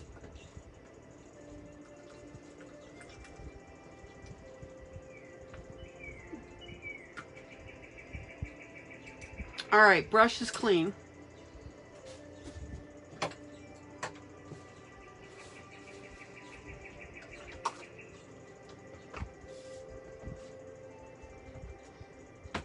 One more thing, we're done.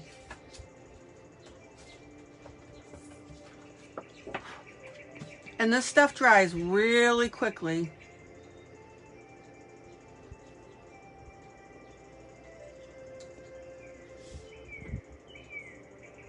Let me get my hair out of there. Oh my gosh. There we go. It's out. So everybody see now, we've got that little bit of ridgy shine.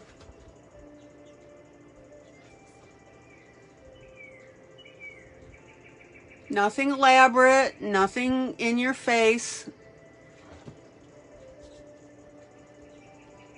And I forgot and missed a complete spot here. Oh, that's funny.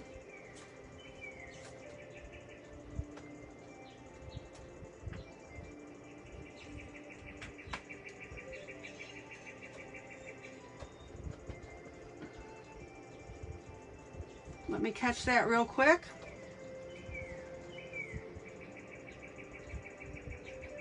And this stuff, guys, is wonderful for waterfalls. I've done that. Windows. If you're doing a grayscale of a car, you could shine it up.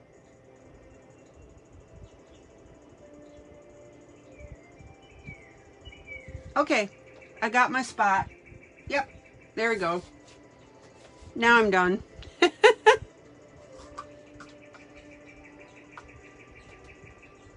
So that's an idea for you.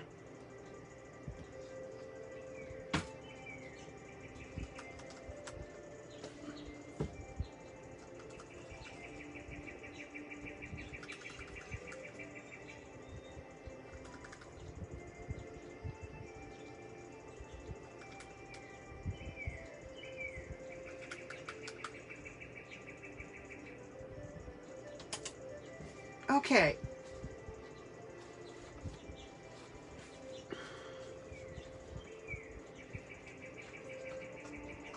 One more teeny tiny little thing, and then we're gonna call this little girl done. And that reminds me, if you want to go ahead and enhance the grayscale, zoom in. So we've got a little bit of gray over here.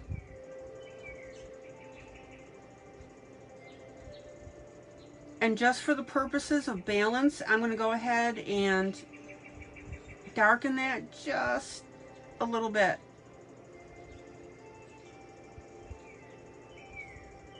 Nothing weird.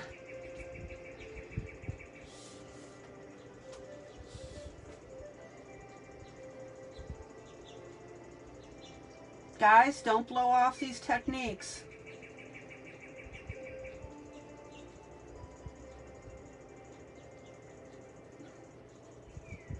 And that glass stuff, by the way, is in our affiliate list.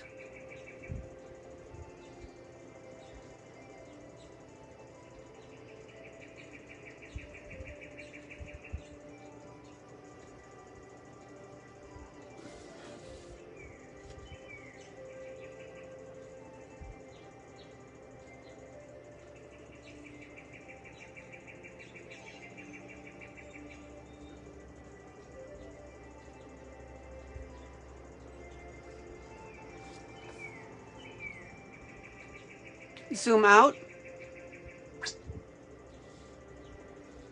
Okay. Now, true to form,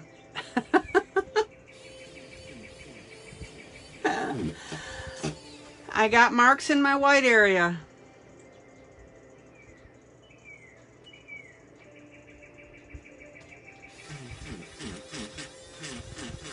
You know me.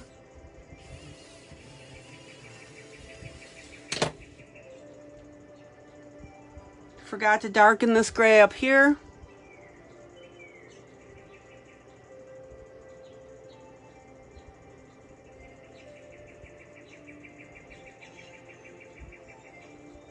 Now, notice that I'm darkening this gray right here, right next to this frame, and that's going to pop it up.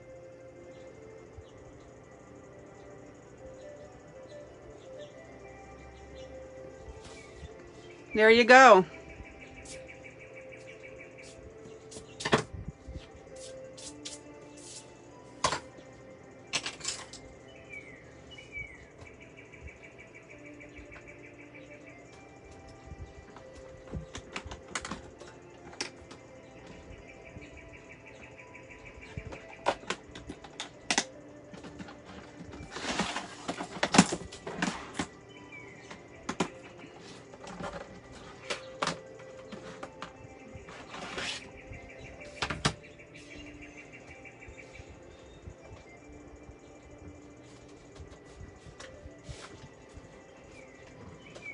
And you guys promise me that the next time that I get through a project without putting a dot of color or something on the page that you applaud me.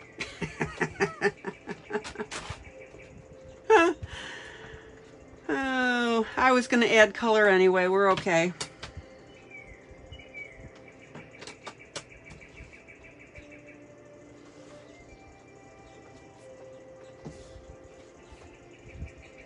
Okay.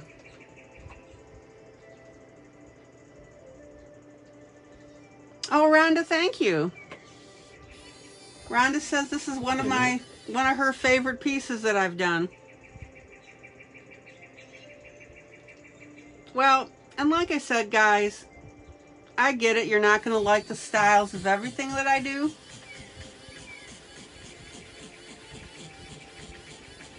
That's fine. I want you to watch the different things that I do with it. All right. And this glass stuff, already, it's just a teeny tiny bit tacky. But basically, it's dried. Isn't that neat?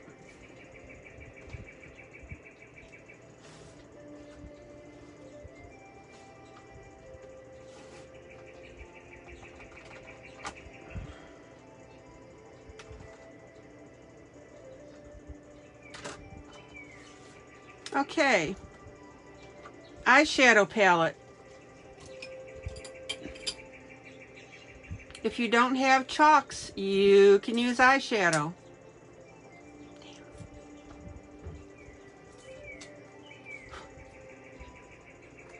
If anybody is new to that concept, that's fine. You can watch what I do with it.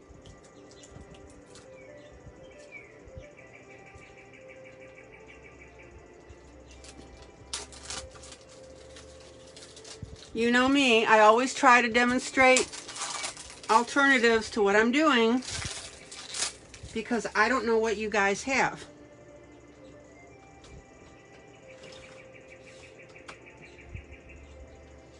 All right, so I'm going to use a very pale green.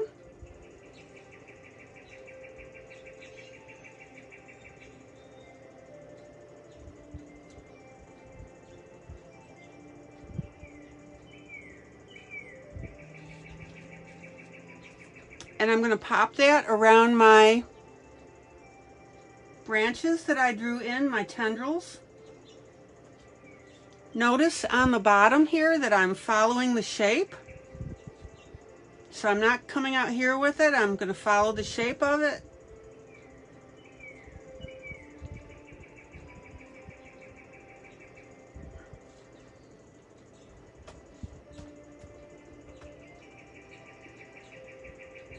And also notice that when I get around these birds, I'm going to go ahead and put a little blue in there.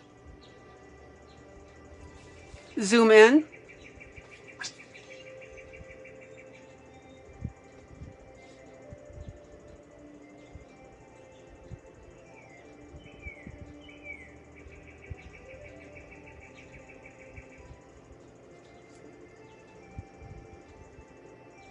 Dimension, guys. Isn't that cool?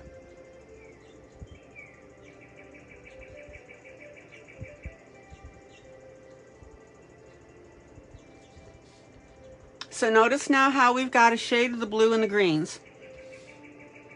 All right.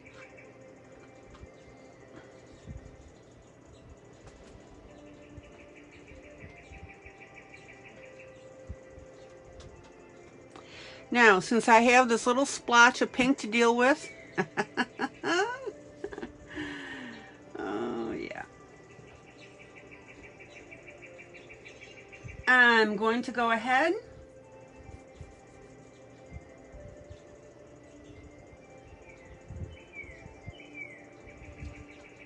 and around my roses,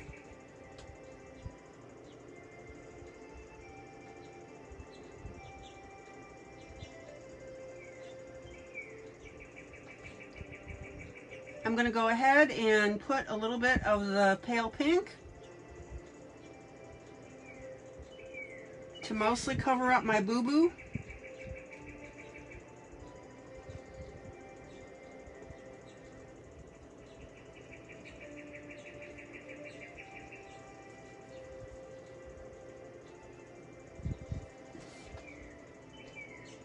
And then when I get over to here,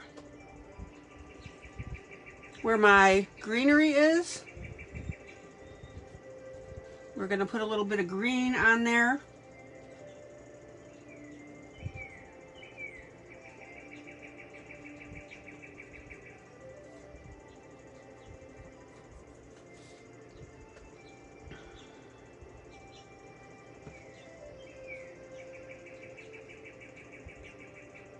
Back to a little bit of pink.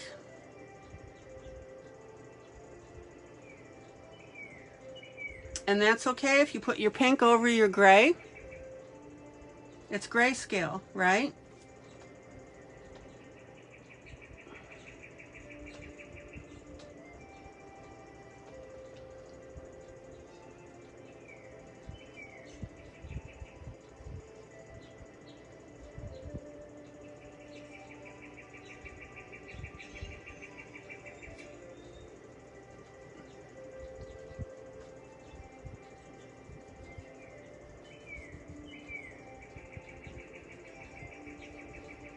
And we're going to thoroughly blend everything so that we just have a beautiful merging of our colors.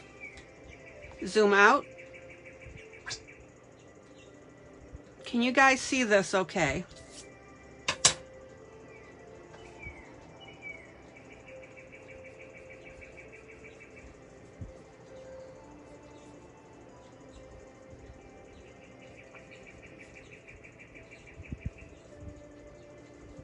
And if you get too heavy of a streak somewhere, use your little gummy eraser.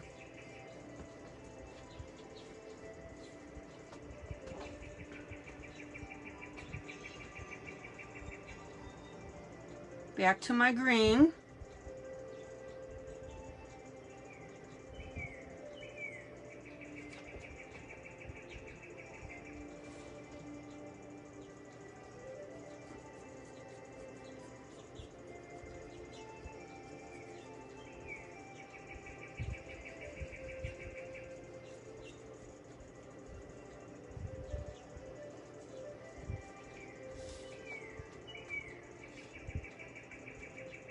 And then I'm going to use a very, very pale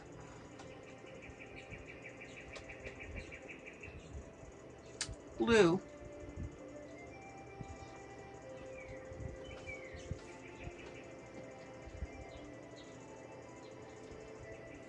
Now, the neat thing is because the bracelet is blue, that picks up as well. And your blue will work beautifully with your green.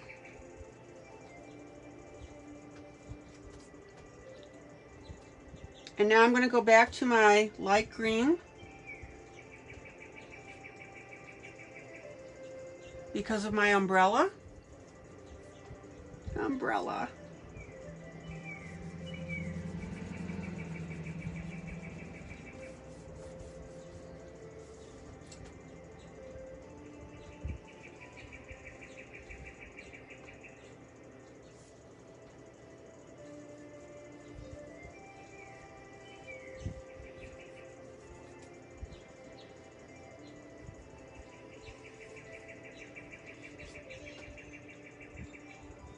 And then I'm going to work my green down here next to my roses.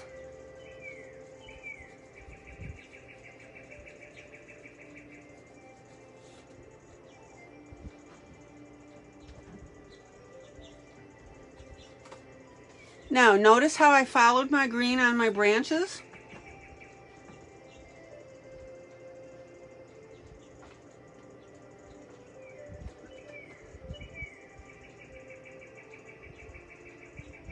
I'm going to go back and put a little bit of my pink right here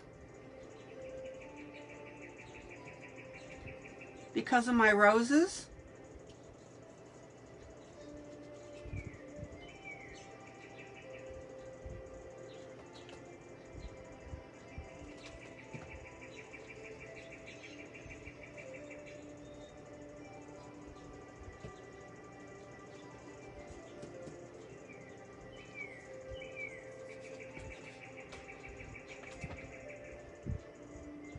And then back with my green.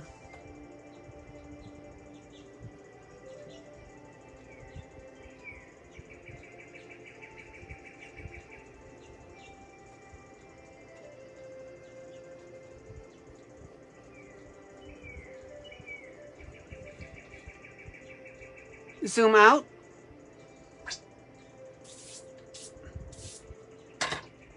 There you go.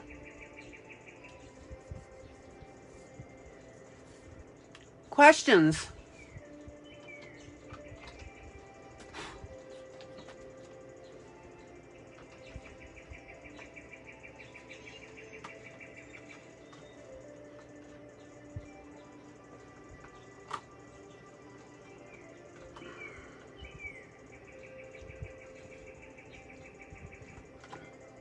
Comments?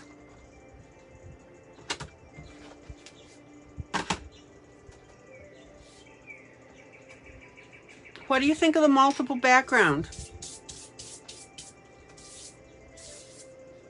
Yay, nay, neutral?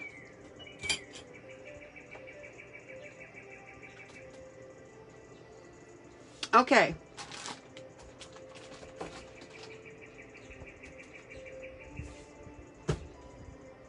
And then what I'll do is I'll go ahead, I'm basically done. I can't think of anything more that I need to do on this. And what I'll do is I'll go ahead and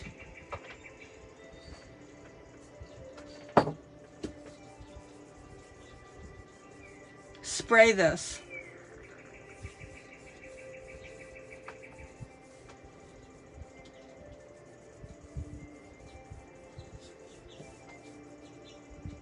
And my question to you, zoom out, is had you thought of doing different colors with your chalk, eyeshadow, pencils, whatever the case may be? It picks up everything.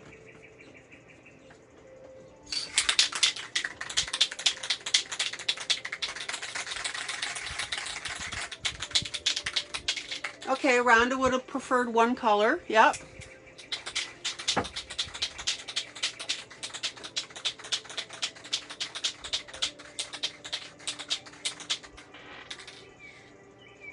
All right, let me spray this real quick.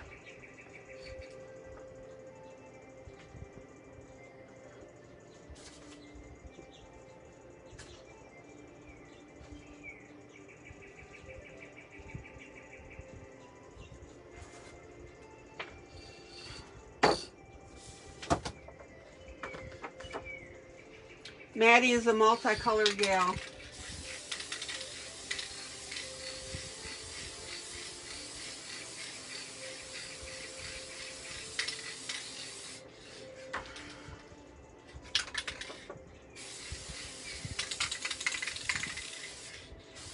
Okay, so that's sprayed. And we'll let that dry, and then I can go ahead and put my initials on it.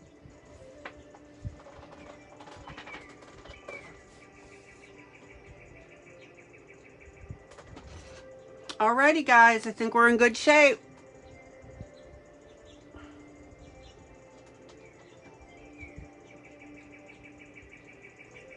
And I am ready for a new project. Any last questions or comments before I take this off the broadcast? Zoom out. Zoom out.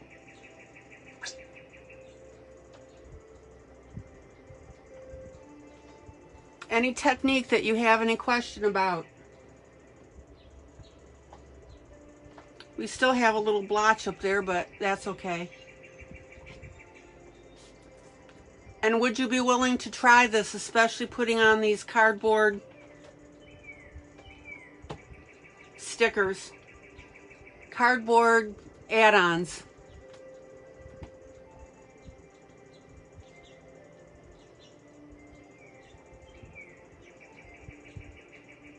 All right.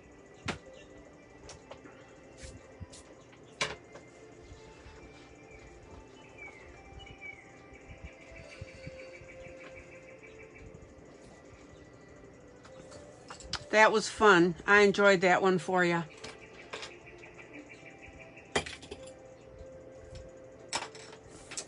I hope you learned something new. I hope you had a good time watching that.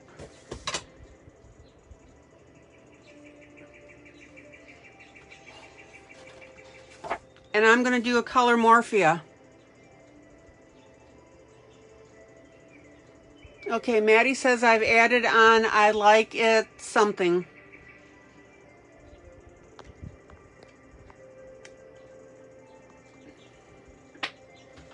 Zoom out.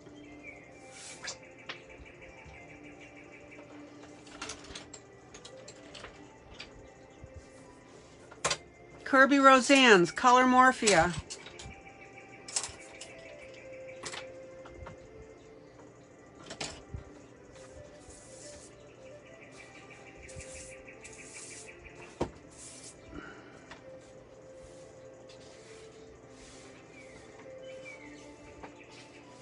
Kerby Rosanes.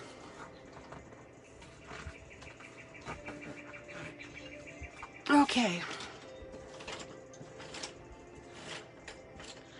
And again, remember, you've got your own style. I want you to take my method and I want you to create your own style with it, guys.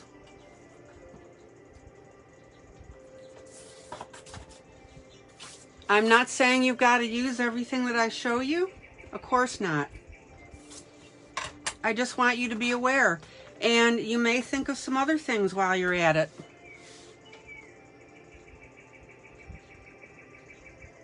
Oh, good night, Yana.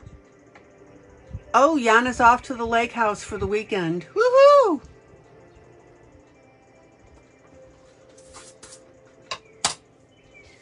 Well, we'll see you Monday then. Okay. So in colormorphia, which I'm going to do now,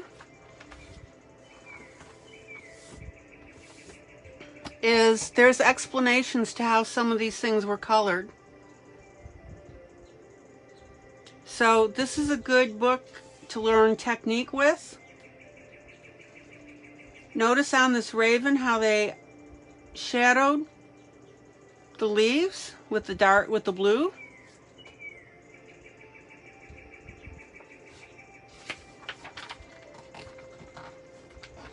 Now, I'll be honest, I'm not too thrilled with these little things that Kerby's bottles and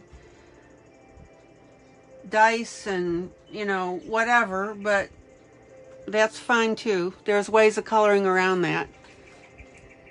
Let me see if I can get this glare off of this. This will be off in a minute.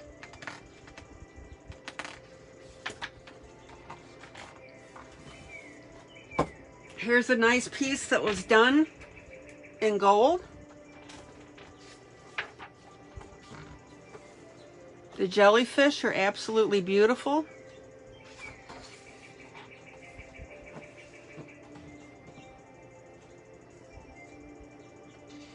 There's the skull. There's the cat.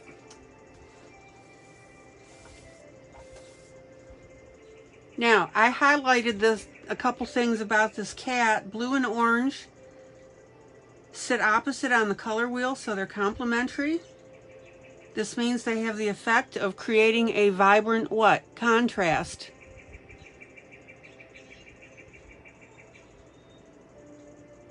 And if the colorists had thought about having blues and purples only, the effect wouldn't be so striking, which is fine. It's however you want yours to look. Then the person added dashes of red and hot oranges. And yellows and umbers were added to give the mechanical effect. And that gives it to be brassy. So the point is, guys, you don't need hundreds of colors to do something like this.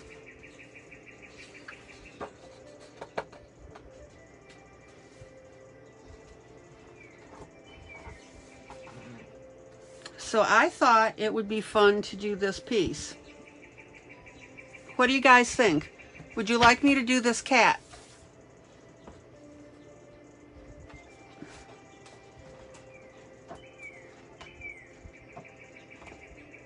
Everything else in here is pretty involved, which is fine. I'm going to be doing this at some point. Okay, Maddie wants me to do the cat. Sandra, yes. Okay.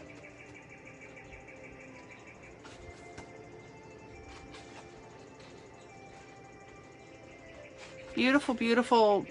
I mean, this would be beautiful to do. Okay, I'll work on the cat.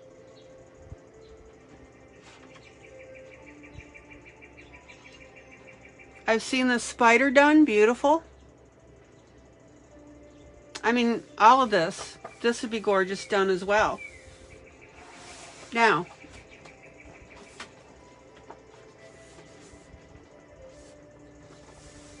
if I had a general idea of what my monster was going to be colored, I would go ahead and color this first, because I get asked all the time, especially on the Kerby Rosanes, what do you color first? How do you know what to color? And the second that you color that squid, it'll help define everything else. Now the other option on this too is to color the boat. That will help you.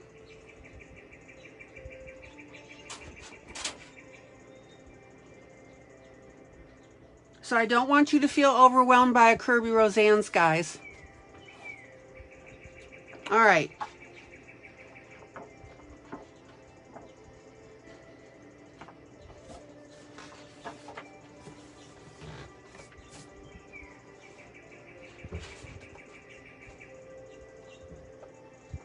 So let's get coloring on this little guy. Now, what I need to do, because I wasn't sure what I wanted to show you tonight or what you were going to ask me to do, so I'm going to go ahead and spray this.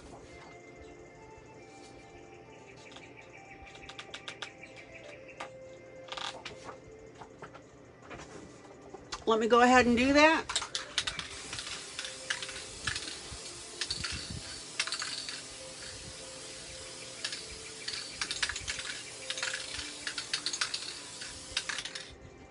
And I need to let that dry for a second.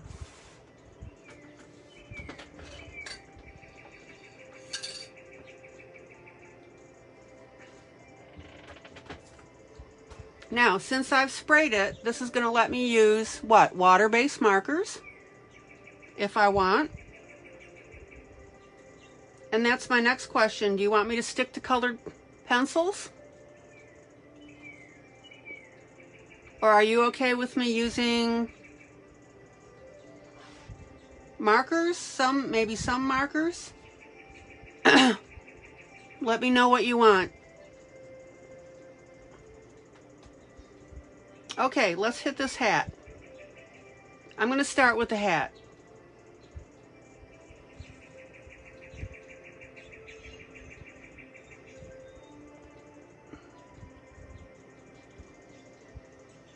Rhonda likes a mix. Maddie likes a mix. Okay. And again, even if I mix, guys, you can still do all this with marker. I'm sorry, with colored pencil.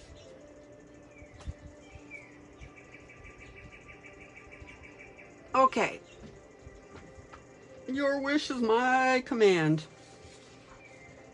Now, the neat thing is I can flip back and forth to show you where I'm going with this.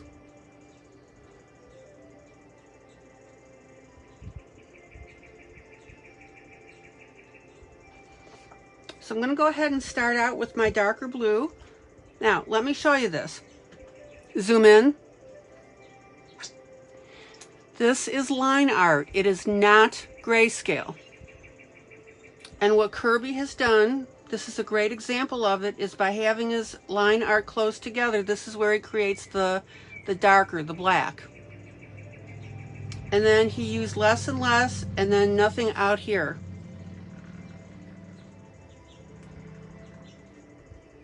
Please do not confuse the two.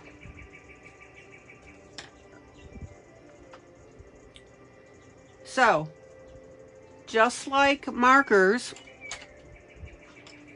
just like grayscale, we can go ahead and define our lights, our mediums, and our darks, okay? Everybody see that?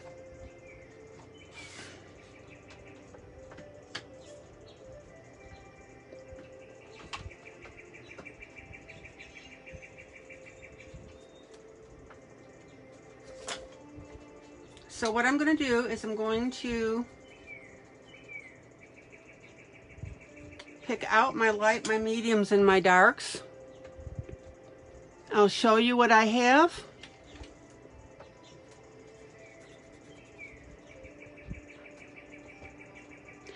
And the other decision that you need to make, oops,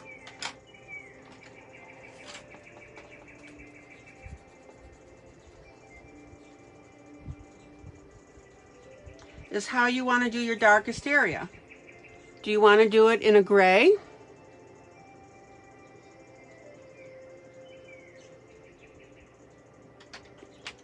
Do you want to do it in a dark blue?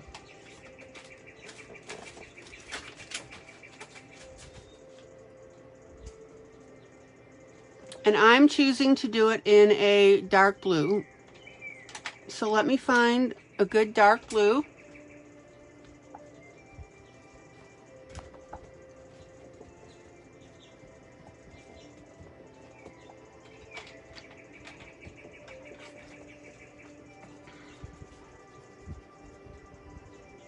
And then you can see it, see the difference.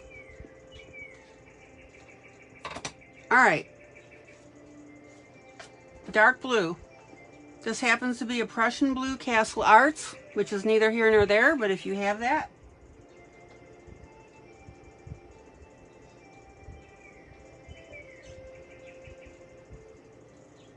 you can use it.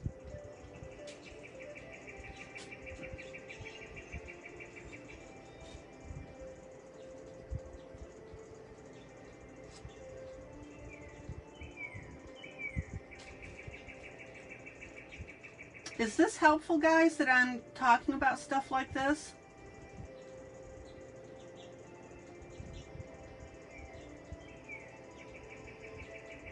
Okay, so dark blue.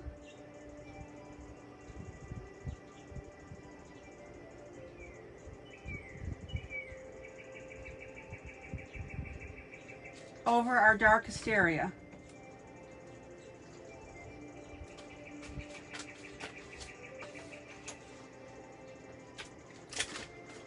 And while I'm at it, I'm going to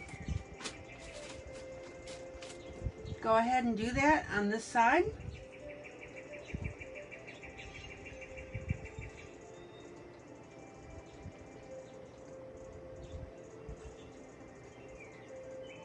And again, we could have used a gray.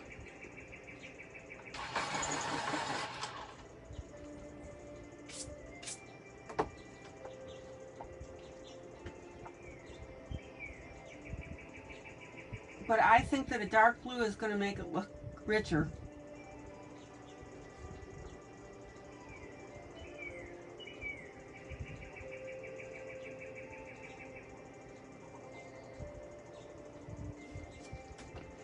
Now, remember how I told you when you're working across something like this, bring your color on the other side of it,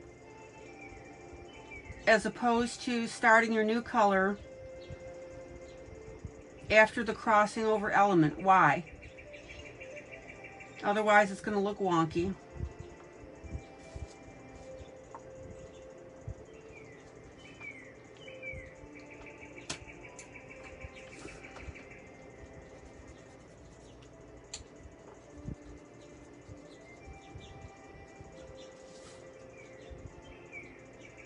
Oh, Pearl, Jerry's coming home tomorrow. Yay! Oh, Pearl, wonderful news. You should have told us sooner.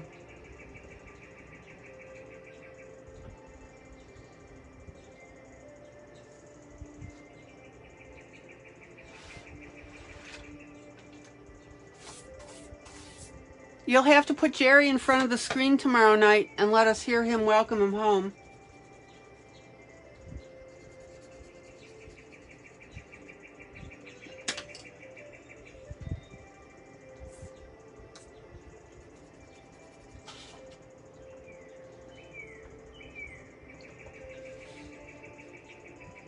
Medium blue.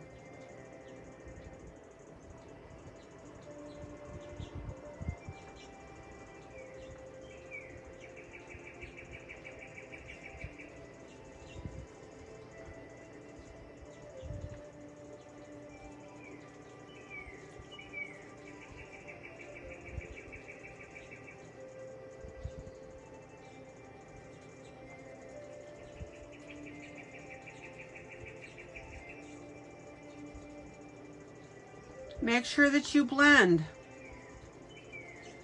No abrupt lines, guys, right?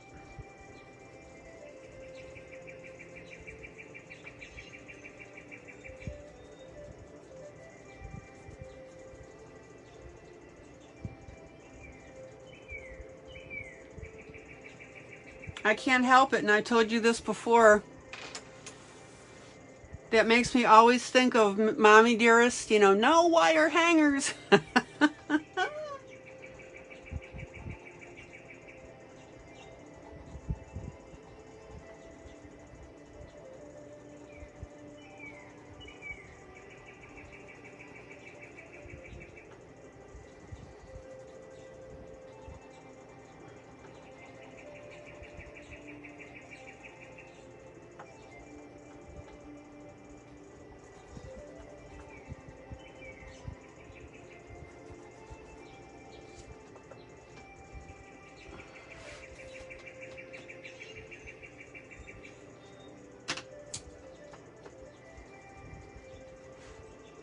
Lightest blue.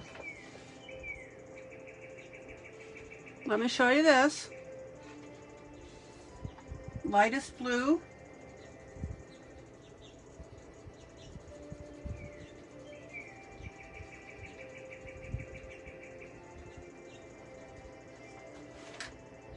Zoom in.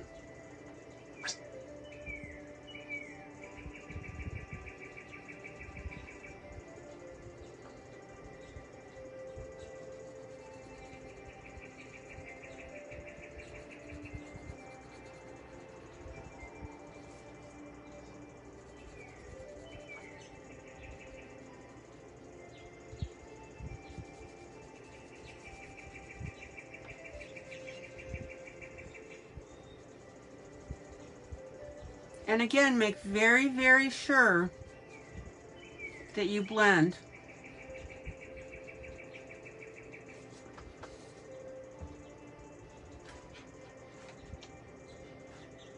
I am way over to the left, aren't I? Okay.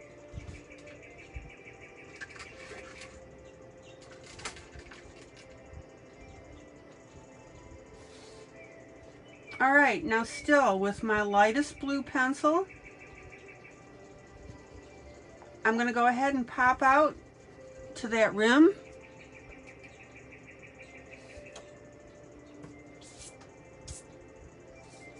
Look at the difference. Isn't that funny? I'm using the same pencil. And of course, we've got a distinct color here.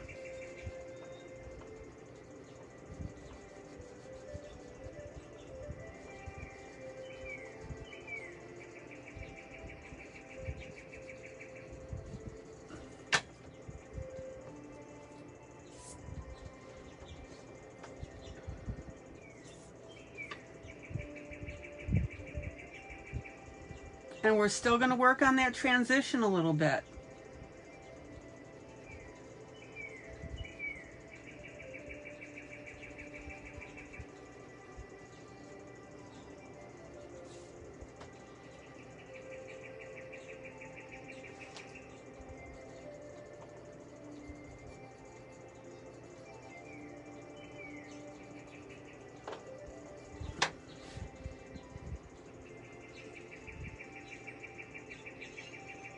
Now that looks popcorny to me. So I'm going to go ahead and use my blender pencil on this. And look how that blue changes.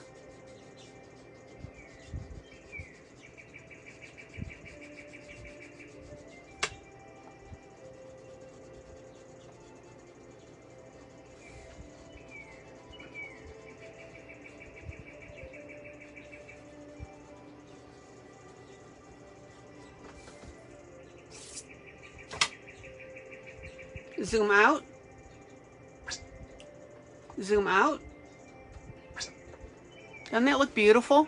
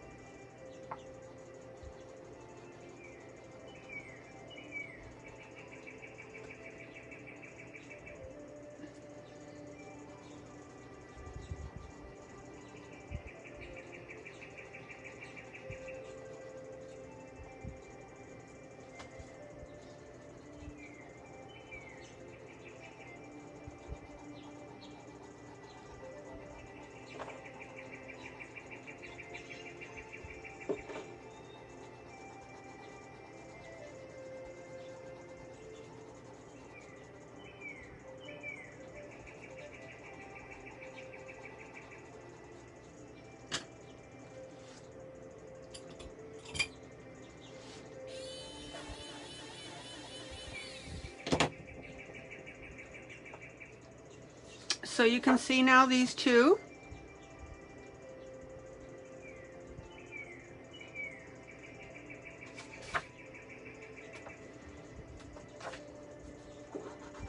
Now, I'm not trying to copy the finished piece. I'm just showing you the method on how to get there.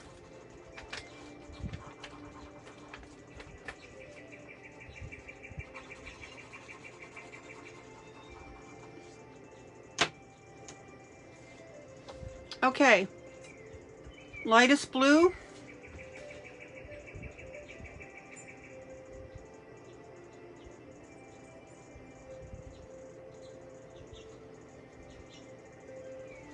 Zoom in.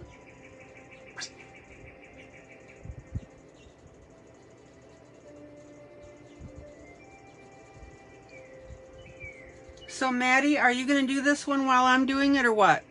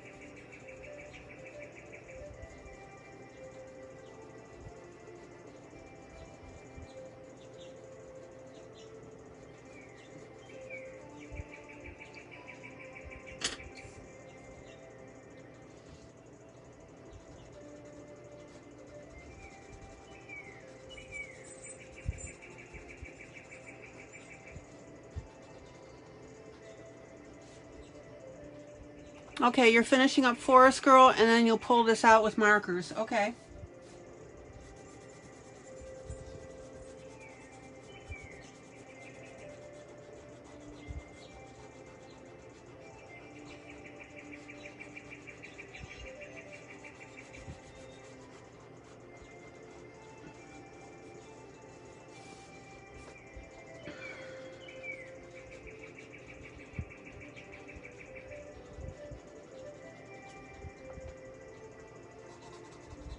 Okay, now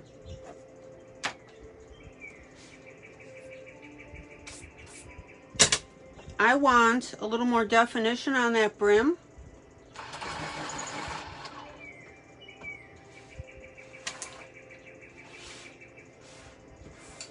So I am going to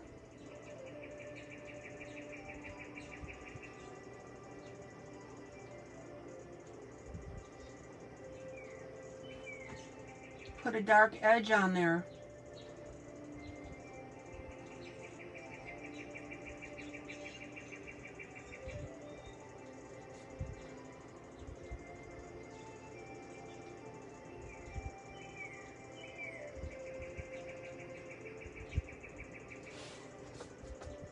Look at that, guys.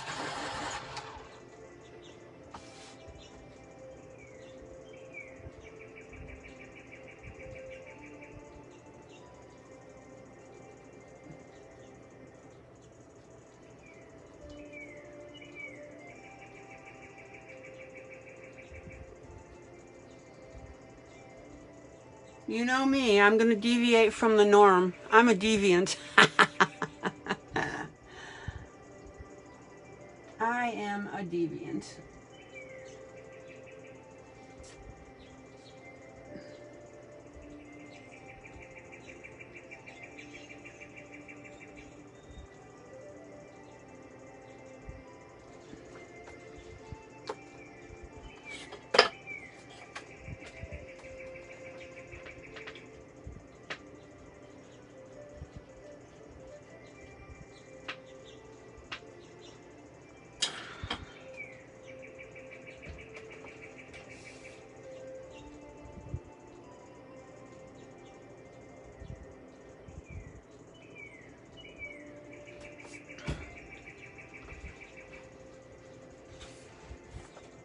Let me turn this.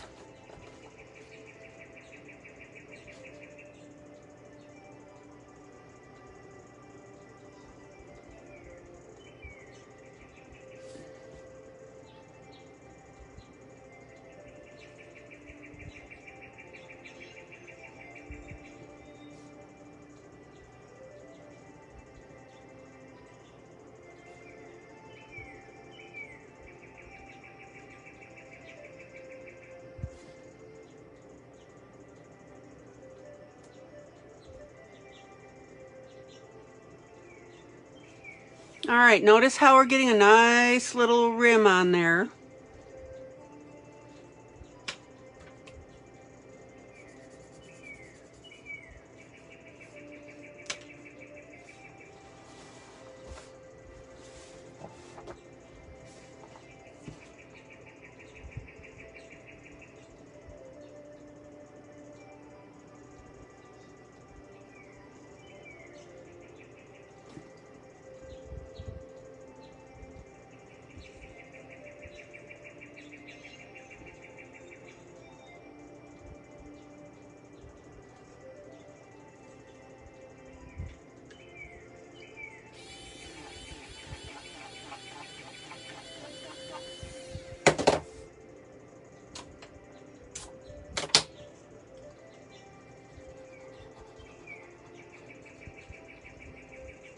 And if your edge gets a little wonky because you're shaky or whatever,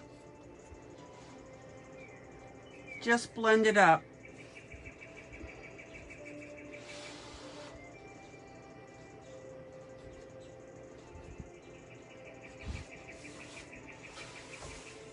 Oh, I love this.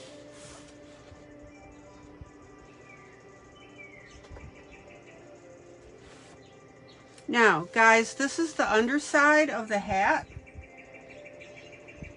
So I'm just going to go ahead and darken that a little bit.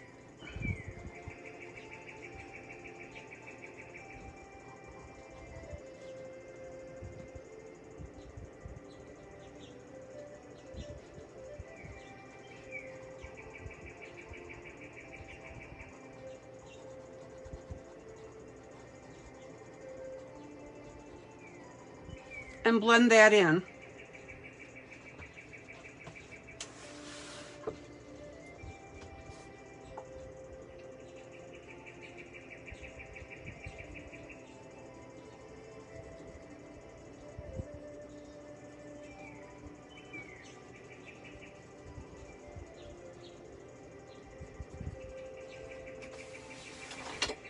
Zoom out.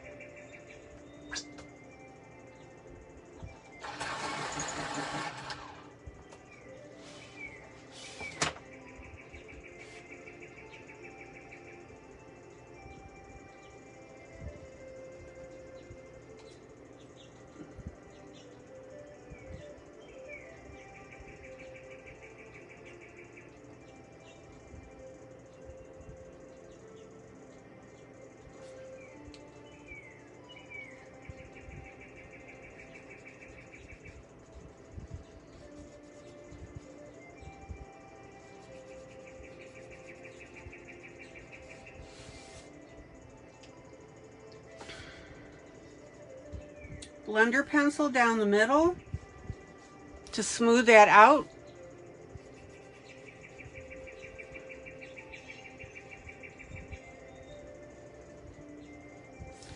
Now, my intention is to make this, which is really going to look cool. My intention is to make this look like a felt hat.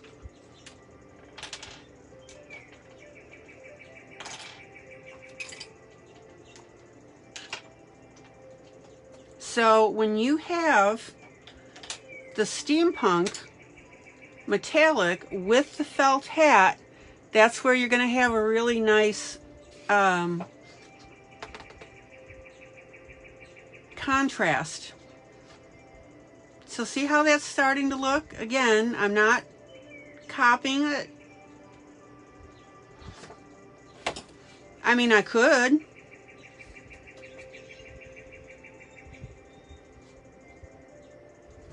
And then I'm going to go ahead and add a little bit of white highlight.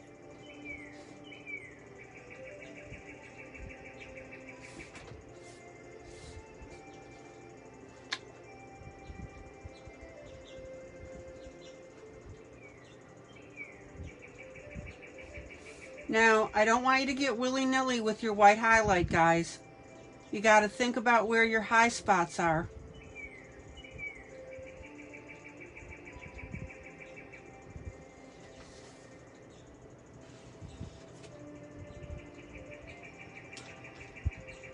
Zoom in. And if you have a little area here, an area that's a little rough, which I do, fix it.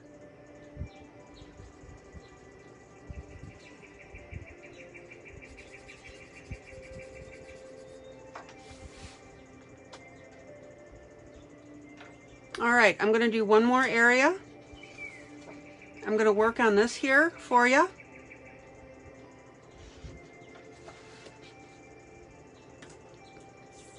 Same pencils. My darkest blue.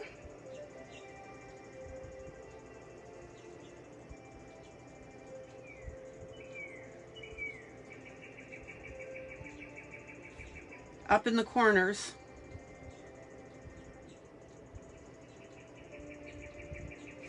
Now, zoom in. Notice that Kerby has a white area here. I'm not going to follow that. I'm going to go ahead and do my darkest blue.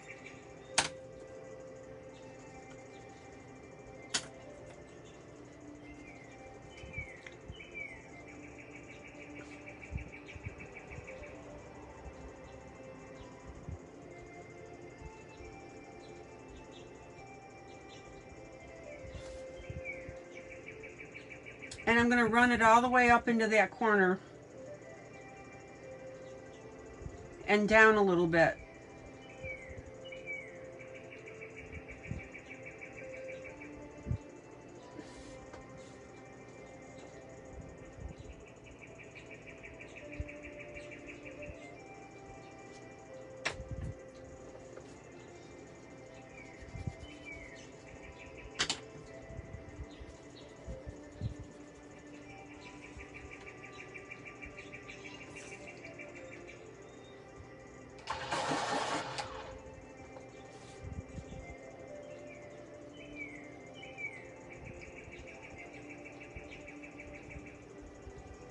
This is my medium blue now.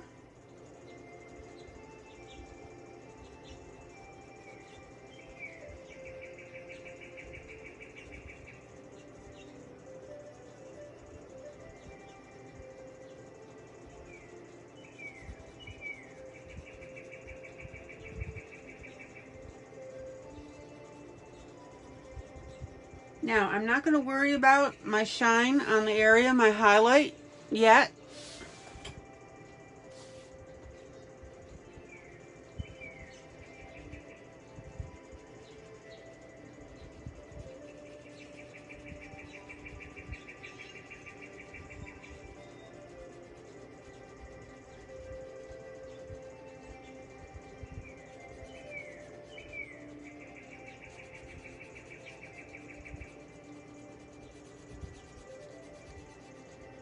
And notice with Kerby's markings on here, that's coming out darker than this top portion.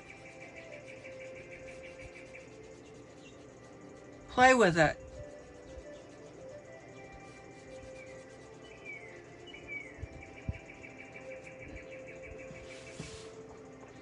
Zoom out.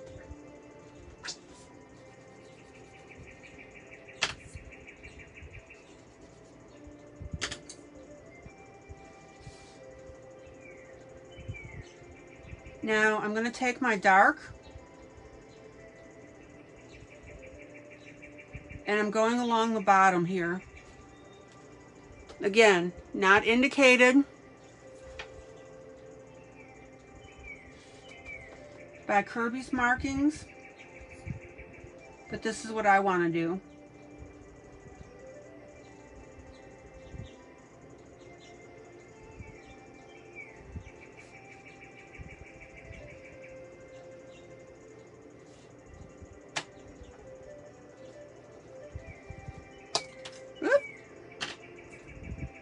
Blender pencil, lightly.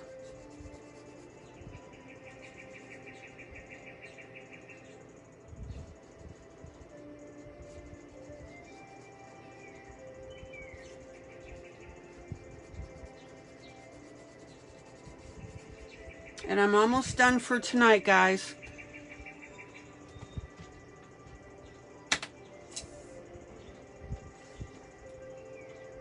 And then I'm going to take, excuse me, my white.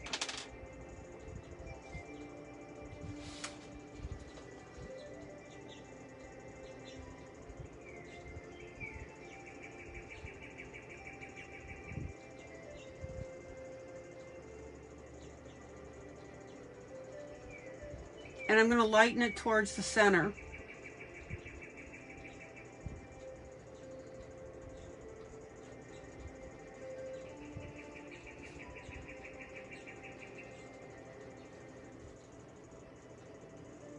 And I'm still going to rub that with my finger because I want that to look soft.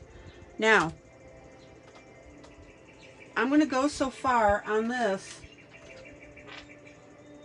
is to take some black and pop it into these corners.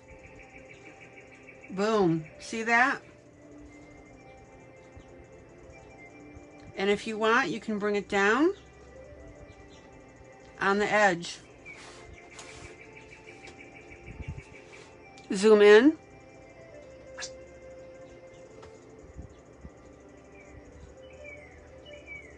And if you want to talk about dramatic, this is dramatic.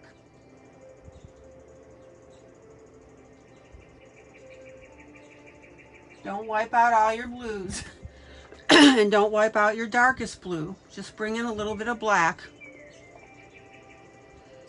Anybody have any question about it? Anybody have any qualms about it?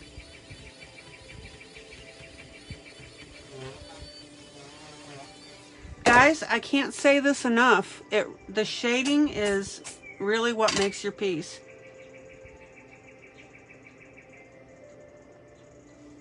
Now, this black that I just used in the center,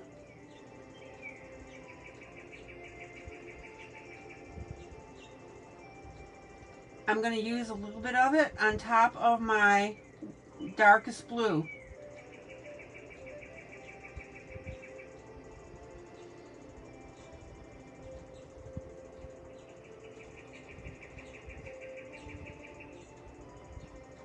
I'm not going to completely cover my darkest blue, of course.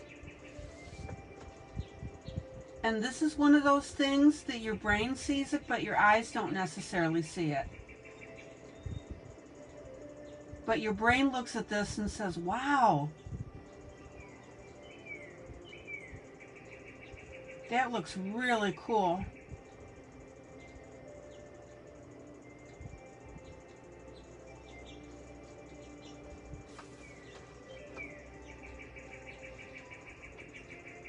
Zoom out. Zoom out. Look at that. I'm not going to yell, Rhonda. Rhonda, okay, let's talk about this a minute. It is to your skill level. It really is.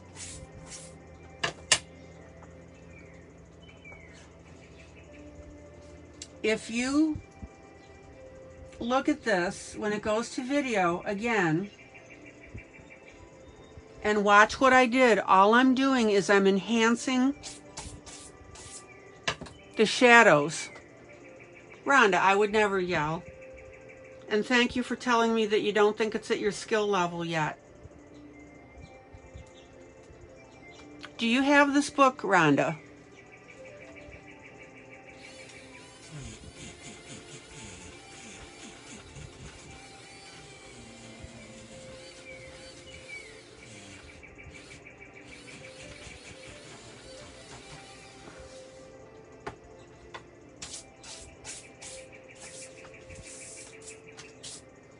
Okay.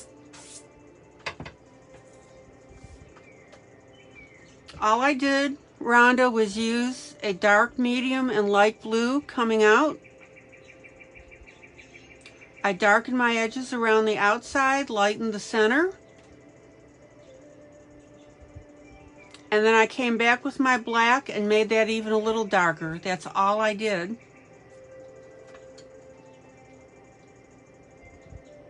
Actually, here's a little area in here too.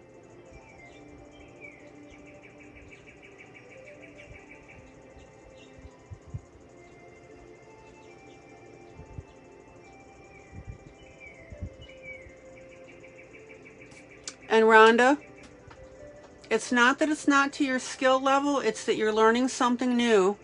And that's why I would suggest zoom out. Zoom out. That's why I would suggest that you go back and re-watch this video when it goes to video. Okay, does anybody else have any questions, comments, concerns?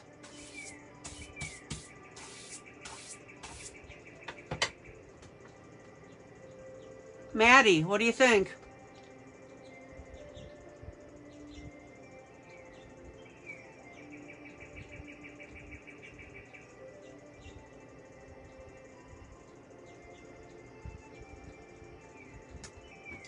Rhonda, the only thing that I'm doing here is just using different shades of these colors. Love the blue, dude.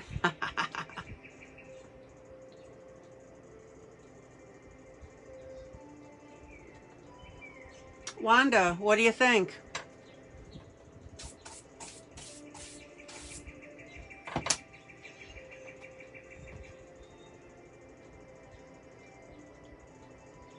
Okay, I'm going to call it an evening. I hope you learned something on this. I hope it gives you ideas.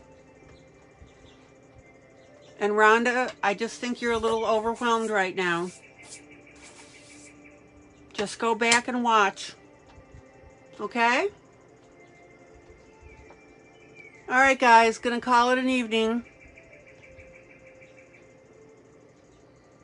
This is ILene Vick for Teaching Adult Coloring with ILene Vick.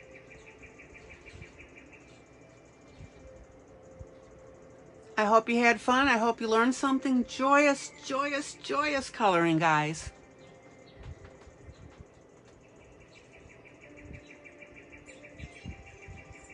And I will see you guys tomorrow night, and we will play with this further. Love you guys. I hate that when I look at this close up because I see little blotches that I missed. Oh my. All right, guys. Love you. Take care. See you tomorrow night, same time, same place. Bye.